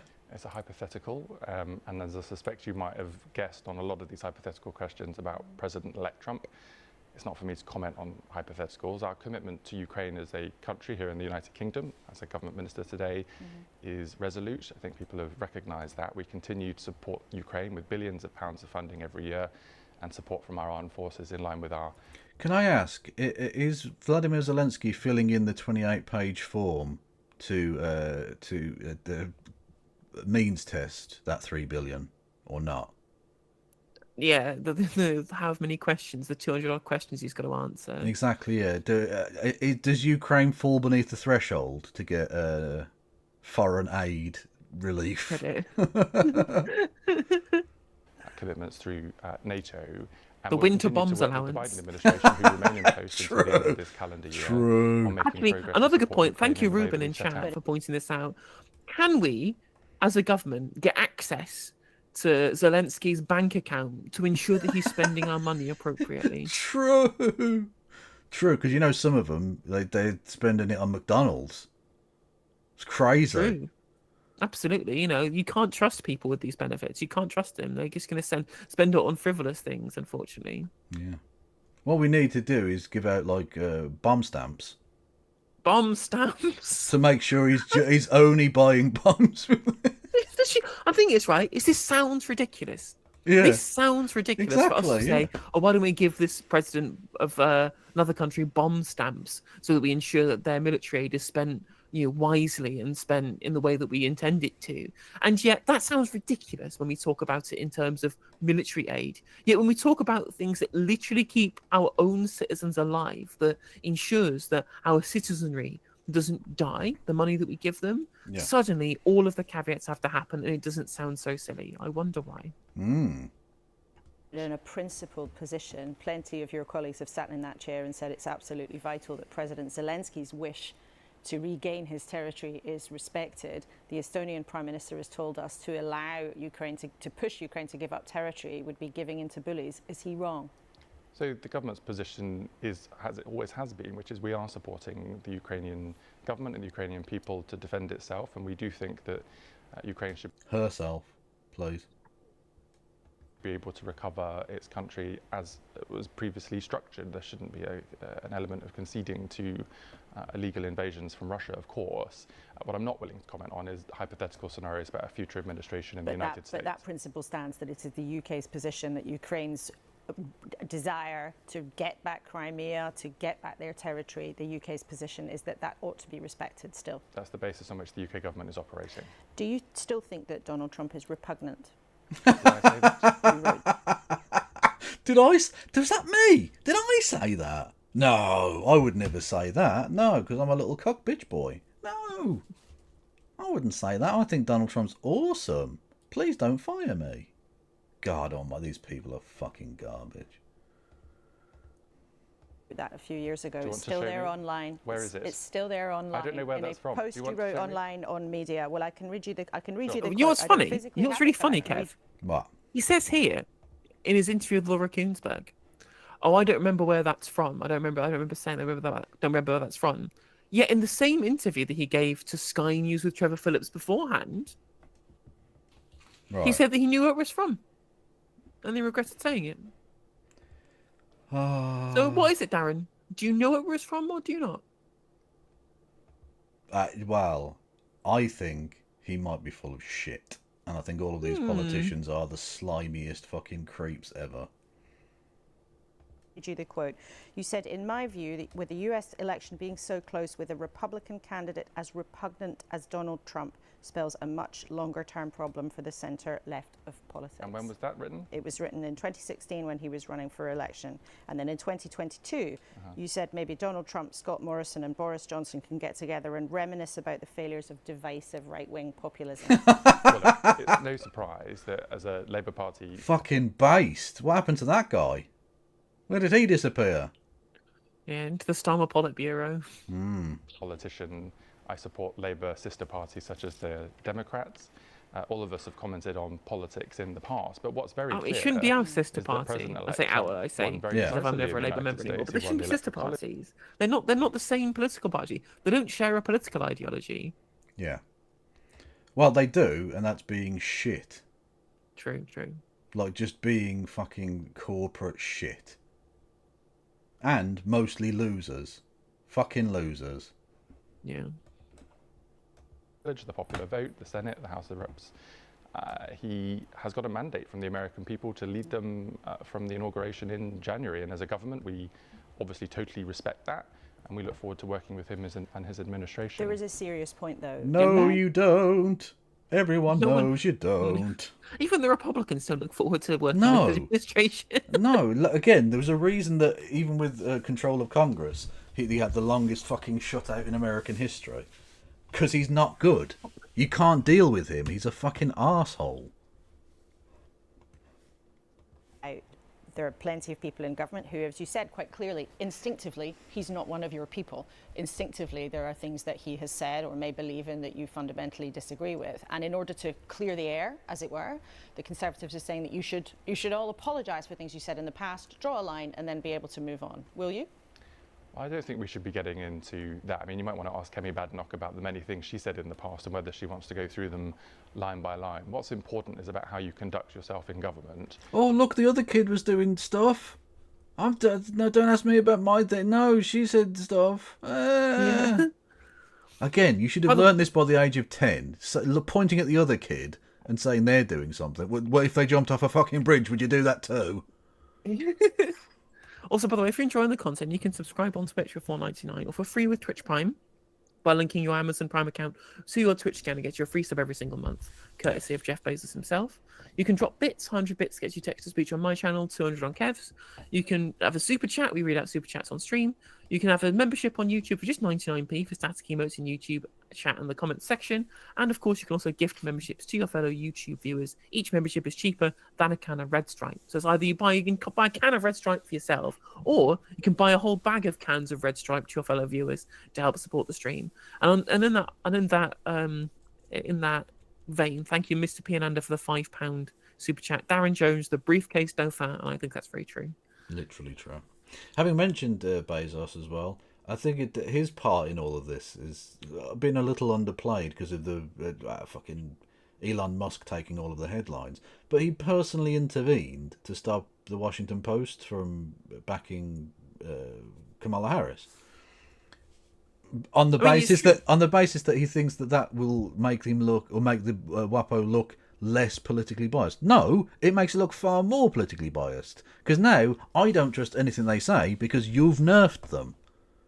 Well, exactly. We know that they serve you and your interests and not doing objective journalism. The irony of all of this, of course, is the fact that would have changed fuck all. Yeah, it wouldn't have changed. If they'd endorsed Kamala Harris, the election would have gone identically. Yeah, it wouldn't have made any difference. But the point is, both the richest and second richest, depending on which way round it is, because the metrics are a bit weird, the two richest men on Earth both personally intervened in order to corruptly help Donald Trump win the election. Yeah. And he's the anti-establishment candidate somehow. Yeah, and the Democrats just won't message about it. They won't message about it. They won't just say billionaires and corporations have bought our democracy. Like, they won't fucking say it. Partly They'll because just- they are part of that democracy that has been bought. Yeah. Like, so exactly, they'll fucking wheel out Mark Cuban to try and speak to fucking working class people struggling with their bills. Of course they look unelectable. What else did you expect? Fucking Mark Cuban and Liz Cheney didn't have the common touch.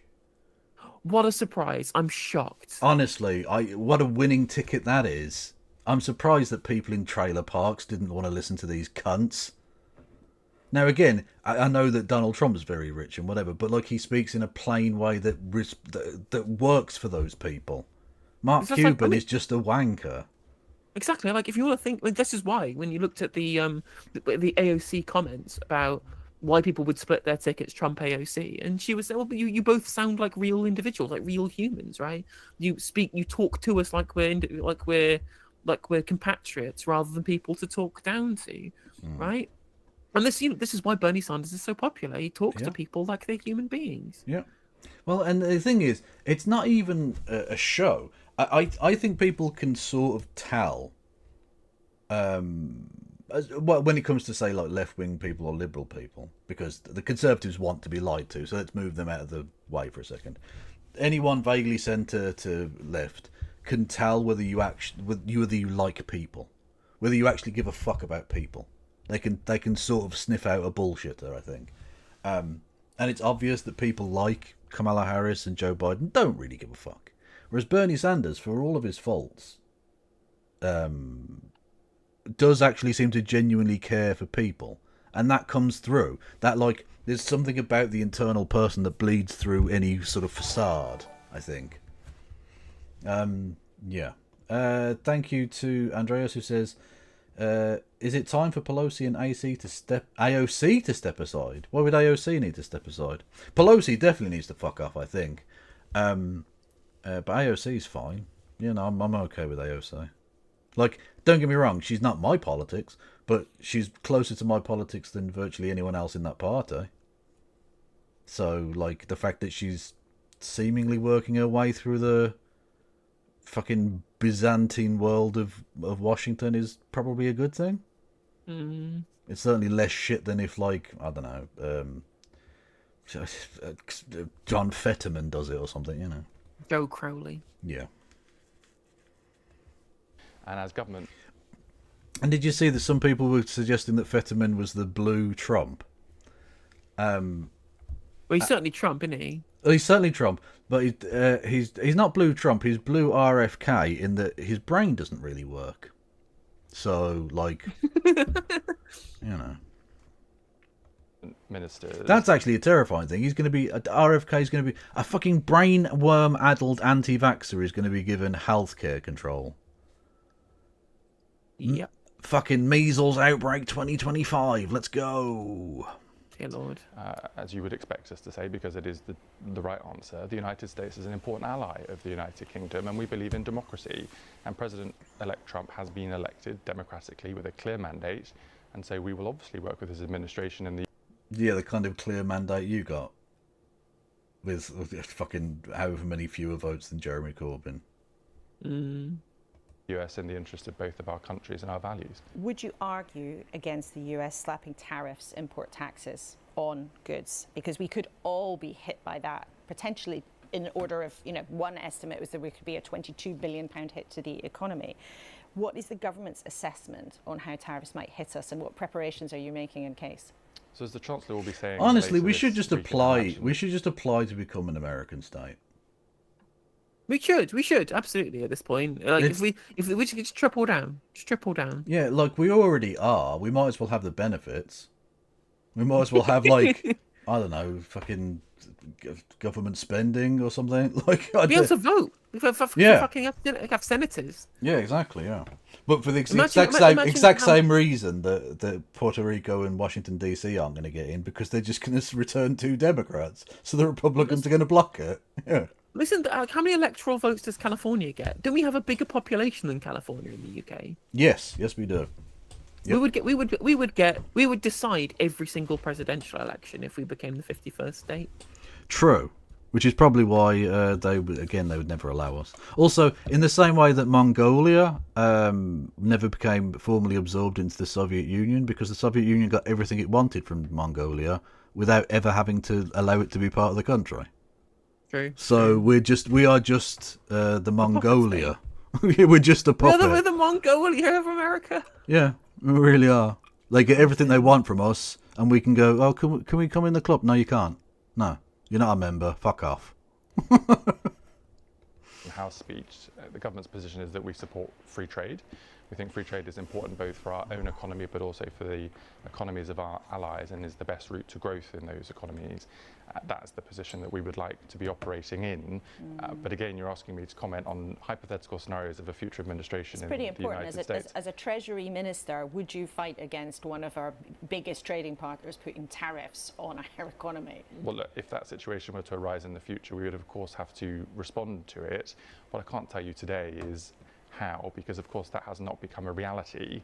So we will continue to work with President Biden and his administration until the inauguration. But what preparations are you making inside government? I mean, there are reports this morning, also I've talked to sources in government who say that government departments are considering this, they are looking at it in order to be prepared. And surely as a treasury...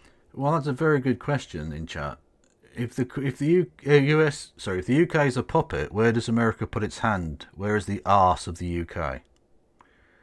And if you look at the map, clearly East Anglia is rump. I mean, I think if the kind of the Trump supporters though, surely they're all in the southeast. They're all in Essex and Kent. So Thames Estuary is anal opening. There you go. Yeah, he puts his fist up the Thames. The Thames barrier. Yeah. Treasury Minister, you're able to comment on that. Well, it's right that officials consider various different scenarios at all times, whether it's in relation to what's happening in the US or our negotiations with the European Union, in order to be able to advise ministers should situations. That's a great... You know when you're famous, they let you grab you by the Bristol Channel? They just let you do it. Situations arise in the future, but those private preparations in order to inform discussions in government. It's rare you can do a geography/sexual assault joke. Yeah. It's a weird combination, but there we are. It's quite the juxtaposition. It really, honestly. To being able to comment. And why I'm never making part. Ever. You seem incredibly reluctant to tell us very much this morning, Chief Secretary. The President of France, Macron, has described this as a bigger question, the overall approach that people in Europe take here and on the continent. And he said that the world is made up of herbivores and carnivores. And he said if Europe continues to be a herbivore, then the carnivore will win. Now, of course, he's there hinting at President Trump. He said that the continent should at the very least choose to be omnivores. Are you an omnivore or a herbivore or a carnivore? Well, I actually try to be vegan, so I'm not sure this analogy works very well for me personally. I mean, look, obviously I can't answer some of these hypothetical questions because that is a question of principle, and President Macron is an elected politician and he's setting out the principle there. Sure, and as I say, the principle of this government is that free trade is important and that is our starting position. But as a responsible government minister, you'll recognise what I'm not going to do is comment on hypothetical future scenarios. We'll have to deal with those as and when they arise. But we are looking to an era where there is a president on his way back to the White House who we know already has a different take on the economy. And in this kind of world, perhaps you either eat or get eaten. I mean, is Britain ready for a more aggressive and protectionist American president? Well, look, it's for President-elect Trump to decide for his own domestic economy how he wants to respond. But I think are we ready for it? That's the thing people watching at home want to know. Are we ready, whatever he does? Sure. As I said, officials will be preparing for different outcomes in order to advise ministers as and when they need to in the future. But I would just say that President Trump has said publicly that he values the relationship the United States has with the United Kingdom, recognises the important relationship that we have on security. But I will miss, the only thing I will miss about Biden is his occasional snidey bit of Irish republicanism. That's true. That and mispronouncing the names of British politicians he's not bothered learning. Rashid Sunak. Sunak. Still an absolutely choice moment. Belter. And also on trade, and would continue to encourage that positive relationship. Would you go for a trade deal? You hope to get a trade deal this Parliament with the US? Well, of course, we're in negotiations with the European Union on reducing trade frictions, and that's important for the UK. The US is already one of our most important export partners, as well as in terms Dan, of that's direct such a good investment point. going into Of course we're not fucking prepared. If it rains too heavily, the trains stop. Of course we're not fucking ready. What are you talking about? An inch of snow and the country comes to a fucking halt. No. It grinds to a halt. Literally, no, it still baffles me. They can run a fucking railway across Siberia all year round, and yet we can't run a bus service in an inch of snow. Yeah. We're a fucking useless shithole. Yep, that's exactly right. Honestly, the most annoying thing about Tony Hinchcliffe joking about the Puerto Rico being a garbage island is I felt like it was stolen garbage island valor. Puerto Rico is way better than us. I'm sorry, I'm not having it, Puerto Rico. We are the actual garbage island. Don't try and step to the king of shit. Absolutely no. We are number one. We are number one. We are number one. the UK. We are the number one at being number two. Thank you very much. There you go. Of course, we'd be happy to talk about making that better in the future, but we'd have to have that discussion with the new administration in the new year. Lastly, on the budget, on the decisions that you have made, that I'm sure the ones you can talk about, there seems to be a rising concern about the effects the changes you've made to national insurance, increasing costs significantly for employers. And lots of supermarkets are warning that this might not just make it more expensive to hire people, but because of that, it even could push our prices up. The Bank of England warned this week that your budget might put inflation up. There's 200 businesses signing a letter in one of the papers this morning saying you're piling costs onto them.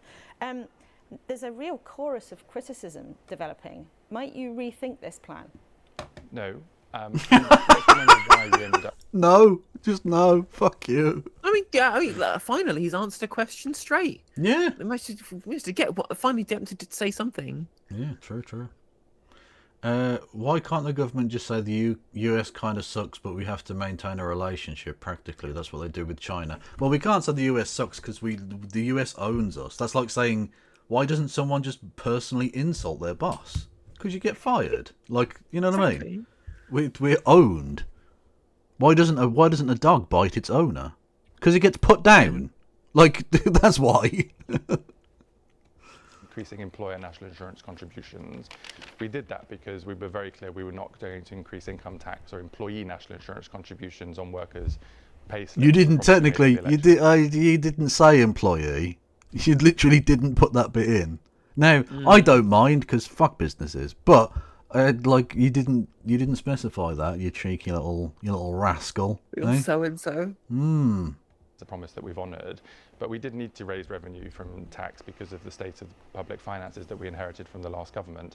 But in the way that we designed the employer national insurance scheme, we did do it purposefully in a way that tried to limit the extra cost on small business.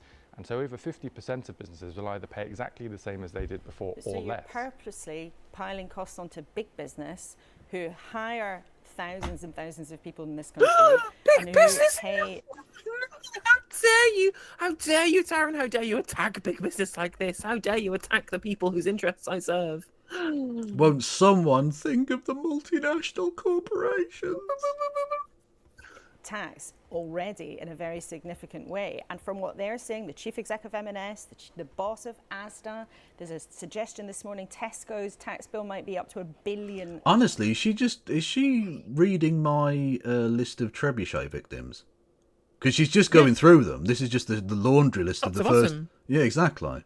Like, are you hacking into my computer, Laura? What's going on here? Pounds. Nobody said vote Labour for higher prices in the supermarket and lower wages because these businesses can't afford to hire people. No, but I think the public would recognise that bigger businesses are more able to burden some of the contributions that we need to make to the state, and actually getting the NHS back on its feet so workers who are off sick can get back to work is probably something that retailers will benefit from, as well as all the other measures that we've put forward in the budget. These things have to be paid for, and we've designed a system that protects working people and tries to protect smaller businesses. So the big business, tough, suck it up. Yes. Fucking yes. Suck it up and be glad that we don't bring out the redacted machines. Well, look, there are measures more broadly in the budget which we think are good for business and good for growth and good for the economy, but on tax contributions, yes, it's been designed in that way. Okay. Darren Jones, Chief Secretary to the Treasury, thank you very much indeed for being with us in the studio. It's good to have you here. Thank you. Well, what did you think? As ever, you can let us know. I thought you suck. Yeah, I thought that was an embarrassment to journalism. Yeah. Well done. I can see it. The election's over, so she stops doing journalist impressions. Yeah. Email koonsberg@bbc.co.uk, or if you're social media inclined, you can use the hashtag BBC Laura Kay, or get on WhatsApp 08000 282 161 08000 282 161. And one of these days, I'll be able to say that number off by heart, but it's there for you on the screen. Let's then get on with our wonderful trio here at the desk. Do you want to? It's now been over 3 hours. We've been going. Yeah. Is there anything else beyond this? Priti Patel. There's Priti Patel to watch. We could save that for tomorrow, couldn't we? Yeah. It's we getting can close do. to midnight. Yeah, that's fair enough. I mean, how long do they talk to each? How long does the Priti Patel conversation last for? Where are we? 52 to about 10 minutes. Oh, it's only 10 minutes. We'll just try not doing like a million hours of pause, Andy. We'll probably get there, which obviously will never happen because it's us. Yeah. Familiar face for her shadow foreign secretary, and I'm delighted to say she's with us. Smuggest cunt that's ever existed. Look at her fucking face. Like, as much as I think that Priti Patel is a funny politician who's a little bit more human that feels a bit more human, even though she is a monster and like a lizard person, right? Yes, she's a lizard who's learned the art of communication. It is crazy. It's absolutely crazy that Priti Patel is the shadow foreign secretary when she was originally ejected from her position for having fucking secret meetings with the Israeli government. Yeah, literally, she did essentially what amounts to espionage. Because when if you're a member of the British government, you are allowed to talk to foreign governments and stuff, but you have to inform the British government that that's going to happen. Otherwise, what you're doing is sort of spying, sort of a bit spyy if you're having clandestine meetings with foreign governments. See, and now she's a shadow foreign secretary. I wonder if she'll get scrutinised on any of this at all by Laura Koonsberg. No, well, this is Laura Koonsberg, who absolutely loved Boris Johnson, who also had clandestine meetings with foreign agents when he was Prime Minister. Fuck me. This morning, the former Home Secretary, Priti Patel. Welcome to the studio for the first time, actually. Let's start then with President-elect Trump.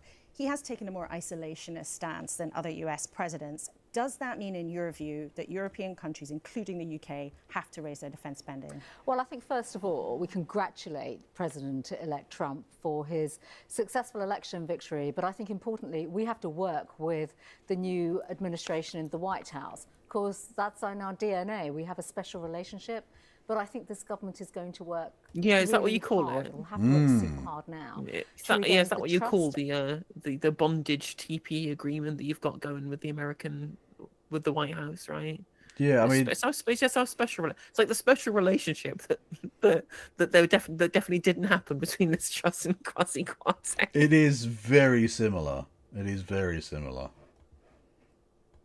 And respect with President-elect Trump, primarily because of the type of disparaging remarks that we've seen from our chief ambassador in the past. But you've asked about the important question of chief ambassador. Okay. Defence spending. My party, when we were last in government, put a roadmap, very clear roadmap about increasing. When we were last in, that's 3 months ago.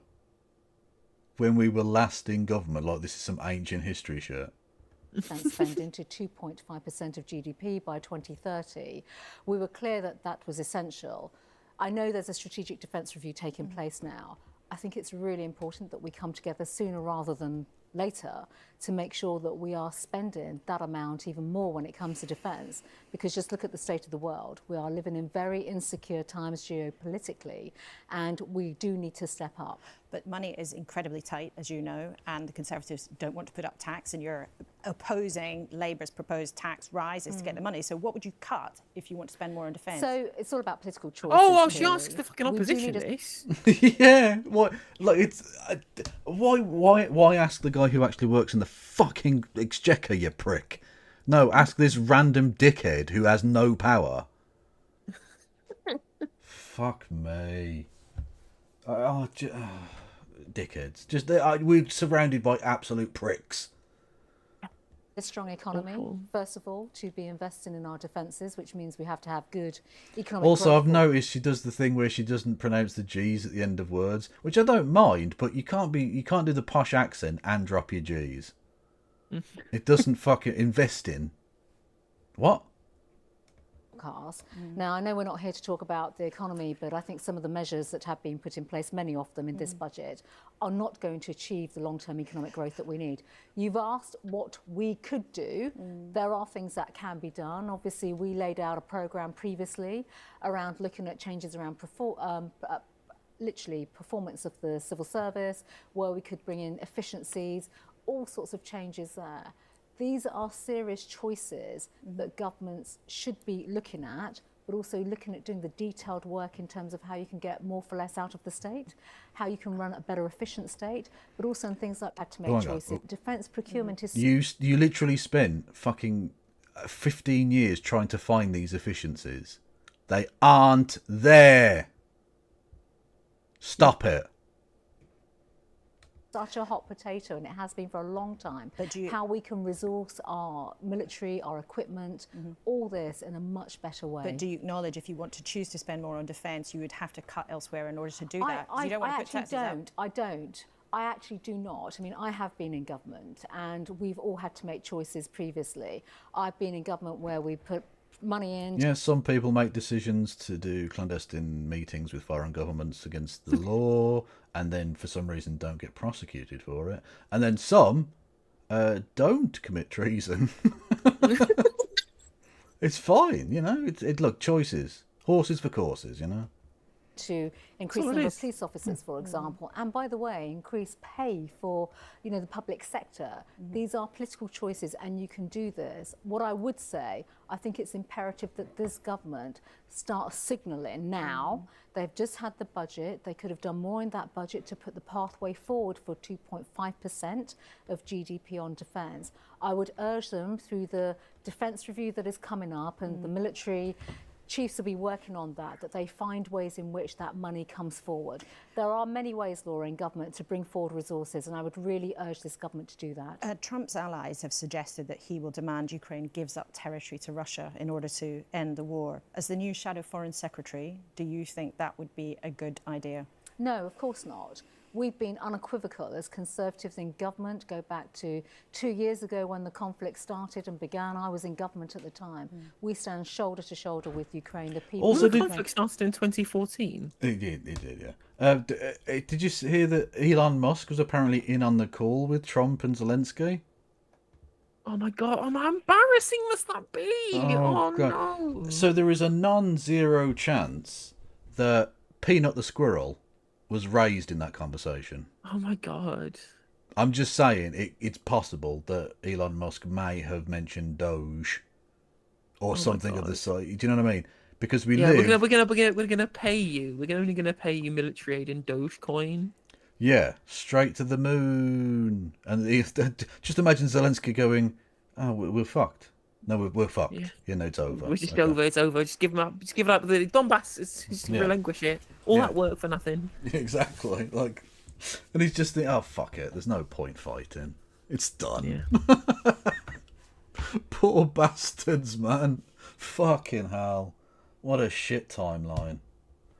Look at the resources that we have put into Ukraine, both militarily and for the people of Ukraine. So President Trump is wrong. What I would say, Laura, what I would say, we don't know. This is speculation. So I think take one step back. It's been mature. Right, it is speculation, but it's speculation based on everything that he and his advisors have said publicly.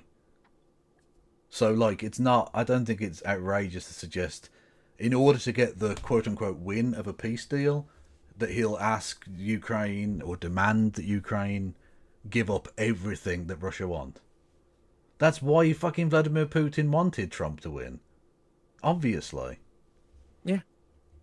Sure about this. We need to have dialogue, and this comes back to having a strong relationship with our closest ally. But there are a lot of his own remarks on the record. He said he could end the war in a day. He said that Putin could do whatever the hell he liked to NATO allies who weren't paying their way on defence. You know, it's not all speculation. He hasn't entered the White House yet. it is important that we find a shared way of working to what is a shared issue, a common cause and an issue. We're fighting for defence of Ukraine, freedoms that actually, you know, on a day like Remembrance Sunday, we should not forget the wars that have been fought in the past and the freedoms that we have right now. There is actually a point there, and it's so fucking sad. In all of this, it gets lost, and it's understandable. But when Ukraine was a part of the Soviet Union, the peoples of the Soviet Union fought extraordinarily bravely over the very same fields that are now soaked in blood in eastern Ukraine to defeat the greatest threat that humanity had ever faced. And they did that together. And it's a beautiful thing. And to have their great-grandkids slaughtering each other in those same fields is just fucking heartbreaking. It is heartbreaking, isn't it? It is. There you go. Although to be fair, not all of the Ukrainians fought against the. No, biggest to be threat, fair, the and to be fair, 7-0. not all of the Russians did either. But True. But I think as percentages wise, I think there were more Ukrainians than Russians. Yeah, 4 million Ukrainians died in that war, and about fucking 18 million, something like that, Russians. So like, yeah. But I mean, yeah, for sure. But I think that there were more Ukrainian collaborators than there were Russian collaborators. Depends if you include the Heavies, the sort of forced labourers, but sort of not forced. I mean, yeah, anyway, it doesn't really matter either way. It's just a fucking awful situation. Either way, everyone who fought against the Nazis is good, regardless of what side. Yeah, you know, I'm down with that. Yeah. Exactly. I mean, but again, that is also what's great about it. It was this kind of mishmash alliance of the United States, the UK, the Soviet Union, huge swathes of the Commonwealth, and also China, and also disparate parts of Europe, both liberal and communist, all fighting together against Nazism, right? Yeah, exactly. That's and what we can achieve. What the liberals do to thank us? Nothing. Exactly, and that just goes to show you, when humanity comes together, we can achieve amazing shit. But, you know, then we decided, you know what we should do is not stay together as a species. No, we should divide and do a Cold War. That can only end well for everybody. There are some serious discussions and conversations to be had with the White House going forward. I would urge our government going forward to be constructive in those discussions and also make the case that we champion and stand by Ukraine and the people of Ukraine. But in those discussions, you as Shadow Foreign Secretary would urge the UK government to make it clear to President Trump it would be a mistake to force Ukraine to give up territory. We want the right solution for the people of Ukraine and Ukraine. We have to find the right solution working together. It's interesting, you've said several times that you think this government has to work really, really hard to make good, maybe to make peace with Donald Trump in order to move forward. I just wonder, after the Capitol riots back in January the 6th, those famous days, you yourself said that Donald Trump's comments directly led to violence, and he did very little to de-escalate the situation. Do you want to apologise to him for saying that, as you're urging Labour politicians? I don't think that was necessarily a condemnation from her, was it? I think that was her just saying his comments did lead to this, and that's awesome, actually. It's a fact of life. They happened. Yeah. Whether it's good or bad, who am I to say? Yeah, exactly. I think that was a major situation. I was Home Secretary at the time then, and we were obviously working with our US counterparts on security issues. So, you know, no one wants to see violence after elections. But do you stand by? I feel like we need to do the Hans Mollmans. I was calling for violence to the elections. I was not calling for that. Hans Mollmans was. Your comment that Donald Trump's comments directly led to violence. That was a serious situation at the time, and in fact I actually met many of the police officers in Washington not long after that who had to deal with the violence that then came about. And it was really serious, but the point I'm asking you about is you clearly pointed the finger at Donald Trump for stoking that situation. Well, do you stand by that? Times have moved on, because that situation, if you go back and you saw the extent of the violence, and effectively undermining of democracy. You saw what happened. Those pictures were pretty stark in terms of what happened. I was there at the time, not long after, with law enforcement and security people that had to work and deal with that situation, be calm and de-escalate that situation to then bring calm and move that forward. But do you stand by that? You were clearly very worried about what was happening to democracy in front of our eyes then. We were absolutely worried at the time. I think those comments, in light of what happened, were absolutely right and fair and relevant. The crucial thing right now, Laura, is that you've asked me about previous comments. The previous comments of our chief diplomat were much more personal and undiplomatic to the President-elect of the United States. And let me just add one other thing. Our relationships, and I have worked with the previous Trump administration, I've had a very strong working relationship on security issues, law enforcement issues, the Five Eyes partnership. I had a very strong relationship. That relationship is built on trust and respect. This government, I suspect... That's a lie. We know from fucking communiques that get leaked that the Americans don't listen to us. They don't take our opinions into account. They don't give a fuck what we want. They don't care. We are their little bitch. We're not an equal partner. We're not a partner of any kind whatsoever. We are to be not even seen, but definitely not fucking heard. I think the only time I would push back on that is that if we are the last person standing, then if we fall down, then they fall down too, right? So on Syria strikes, it was literally John Kerry specifically said that the thing that stopped America doing airstrikes in Syria was the fact that it got voted down in the UK Parliament. That removed the impetus for Obama to get away with Syrian airstrikes, and I find that interesting. But what the important part is that us just saying things won't get America to change their position. We have to do things. Yeah. It's just like how you deal with Israel, right? You can hand wring, you can denounce, you can condemn, you can criticize. It does fuck all. Once you actually materially put yourself in the way and condition things, then you start to extract concessions. Yeah. Although what I will say is that that Syrian airstrike stuff kind of only worked because it was Obama. I don't think you get the same out of Trump. No, Trump wouldn't give a fuck. No. Trump doesn't care. To regain trust and respect with the new coming But is administration. it still your view that Donald Trump is somebody who was, in that moment, a threat to democracy? Well, in that Why does she dress like a slightly natty Mary Poppins? She does, doesn't she? She's got the Mary Poppins shoes thing going on. Like, it's, yeah. We saw violence unfold. But is that People still were your hurt view? and- Do you still have that concern about him? At that particular time... People were hurt. Especially Ashley Babbitt. Can we get some lols in chat? Because that is still... I mean, whoa. that is They still very said that the problem with the MAGA crowd is that they were too anti-vax, but Ashley Babbitt got her shot like a great American. Yeah, honestly. It is funny. I'm putting it out very there. funny. I will It is incredibly funny. Let me just put this into context. No point fast forwarding now and taking quotes into the modern Well, that's what you were doing context. to the Labour No, Party, I'm not so actually. I'm asking you about well, your then has own David Lammy comments. apologised for the comments that he's made? I'm asking I would whether put you that- still I would share put that to you. But do you still have the view? It's an important point. As you say, January the 6th There was was an violence. incredibly serious There was situation. violence and people were hurt. You saw the level of physical violence that took place. That was unacceptable. Any violence... Chat, I said some fucking lols in chat for the death of Ashley Babbitt. Please. Jesus Christ, you fucking people. of that scale is unacceptable. Anyone that stands up for law enforcement and law and order would say very much the same. So within that context, that was right and that was absolutely appropriate. Is there anything that Conservatives should learn from Donald Trump, do you think?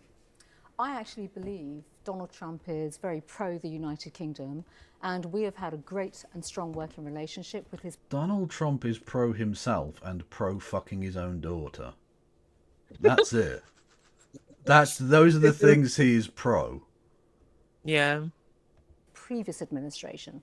I've already spoken about the working relationship that I had previously. It was strong, and I want those foundations to continue. You're not my real So dad. to give you one example, just on trade, trade will become much more of a topic going forward. That's inevitable.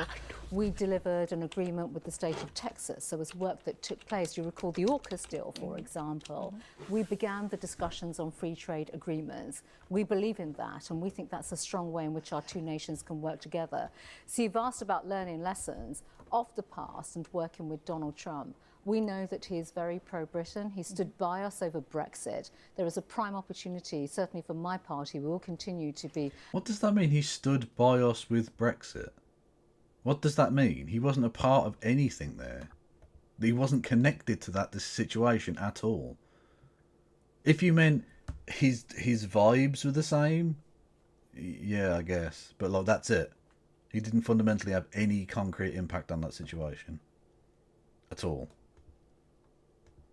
As supportive and work with the new administration in America, And what about- but also to stand by some of these key values around economic prosperity and security, which actually really bind that special relationship. And what about lessons for your party, which took a complete hammering in the election in July? What about lessons for you from how he operates politically, how he fought the campaign? Well, look, Have you considered being more racist? Have you considered being more like genocidally racist? Is that the question here, Laura? Conduct a post-mortem of the general election right now. I actually think there's much more now in terms of going forward about, yes, how you engage, other people that may not have voted for us in this election, but in the way in which Donald Trump was able to bring coalitions in America. And I have to say, all credit to him. Absolute all credit to him in the way in which the naysayers were saying he would not win, he would alienate people. On the contrary, he's brought people of different communities together. And I commend him for that because he's shown strength. This is an amazing narrative. He got 20% of the black vote or whatever the fuck it was. That's still 80% who didn't. It's more than your average Republican gets, sure, but it's still a tiny proportion. Let's not pretend he built a rainbow coalition of all the people. He's shown that he wants to bring America together in a constructive way, people of different backgrounds, and that is absolutely something that I believe in this country, and the Conservative Party has always stood by those values and beliefs. We're a party that wants to represent everyone in the United Kingdom and be a force for good for And our to be country. fair, the Conservative Party is sticking by its tried and trusted method of supporting sexual abusers. Yeah, true, absolutely. Hands by name, hands by nature, or whatever it was. Ridiculous. No, Pincher by name, Pincher by nature. Apologies to Greg Hands, who I don't have any evidence is a sexual abuser at all.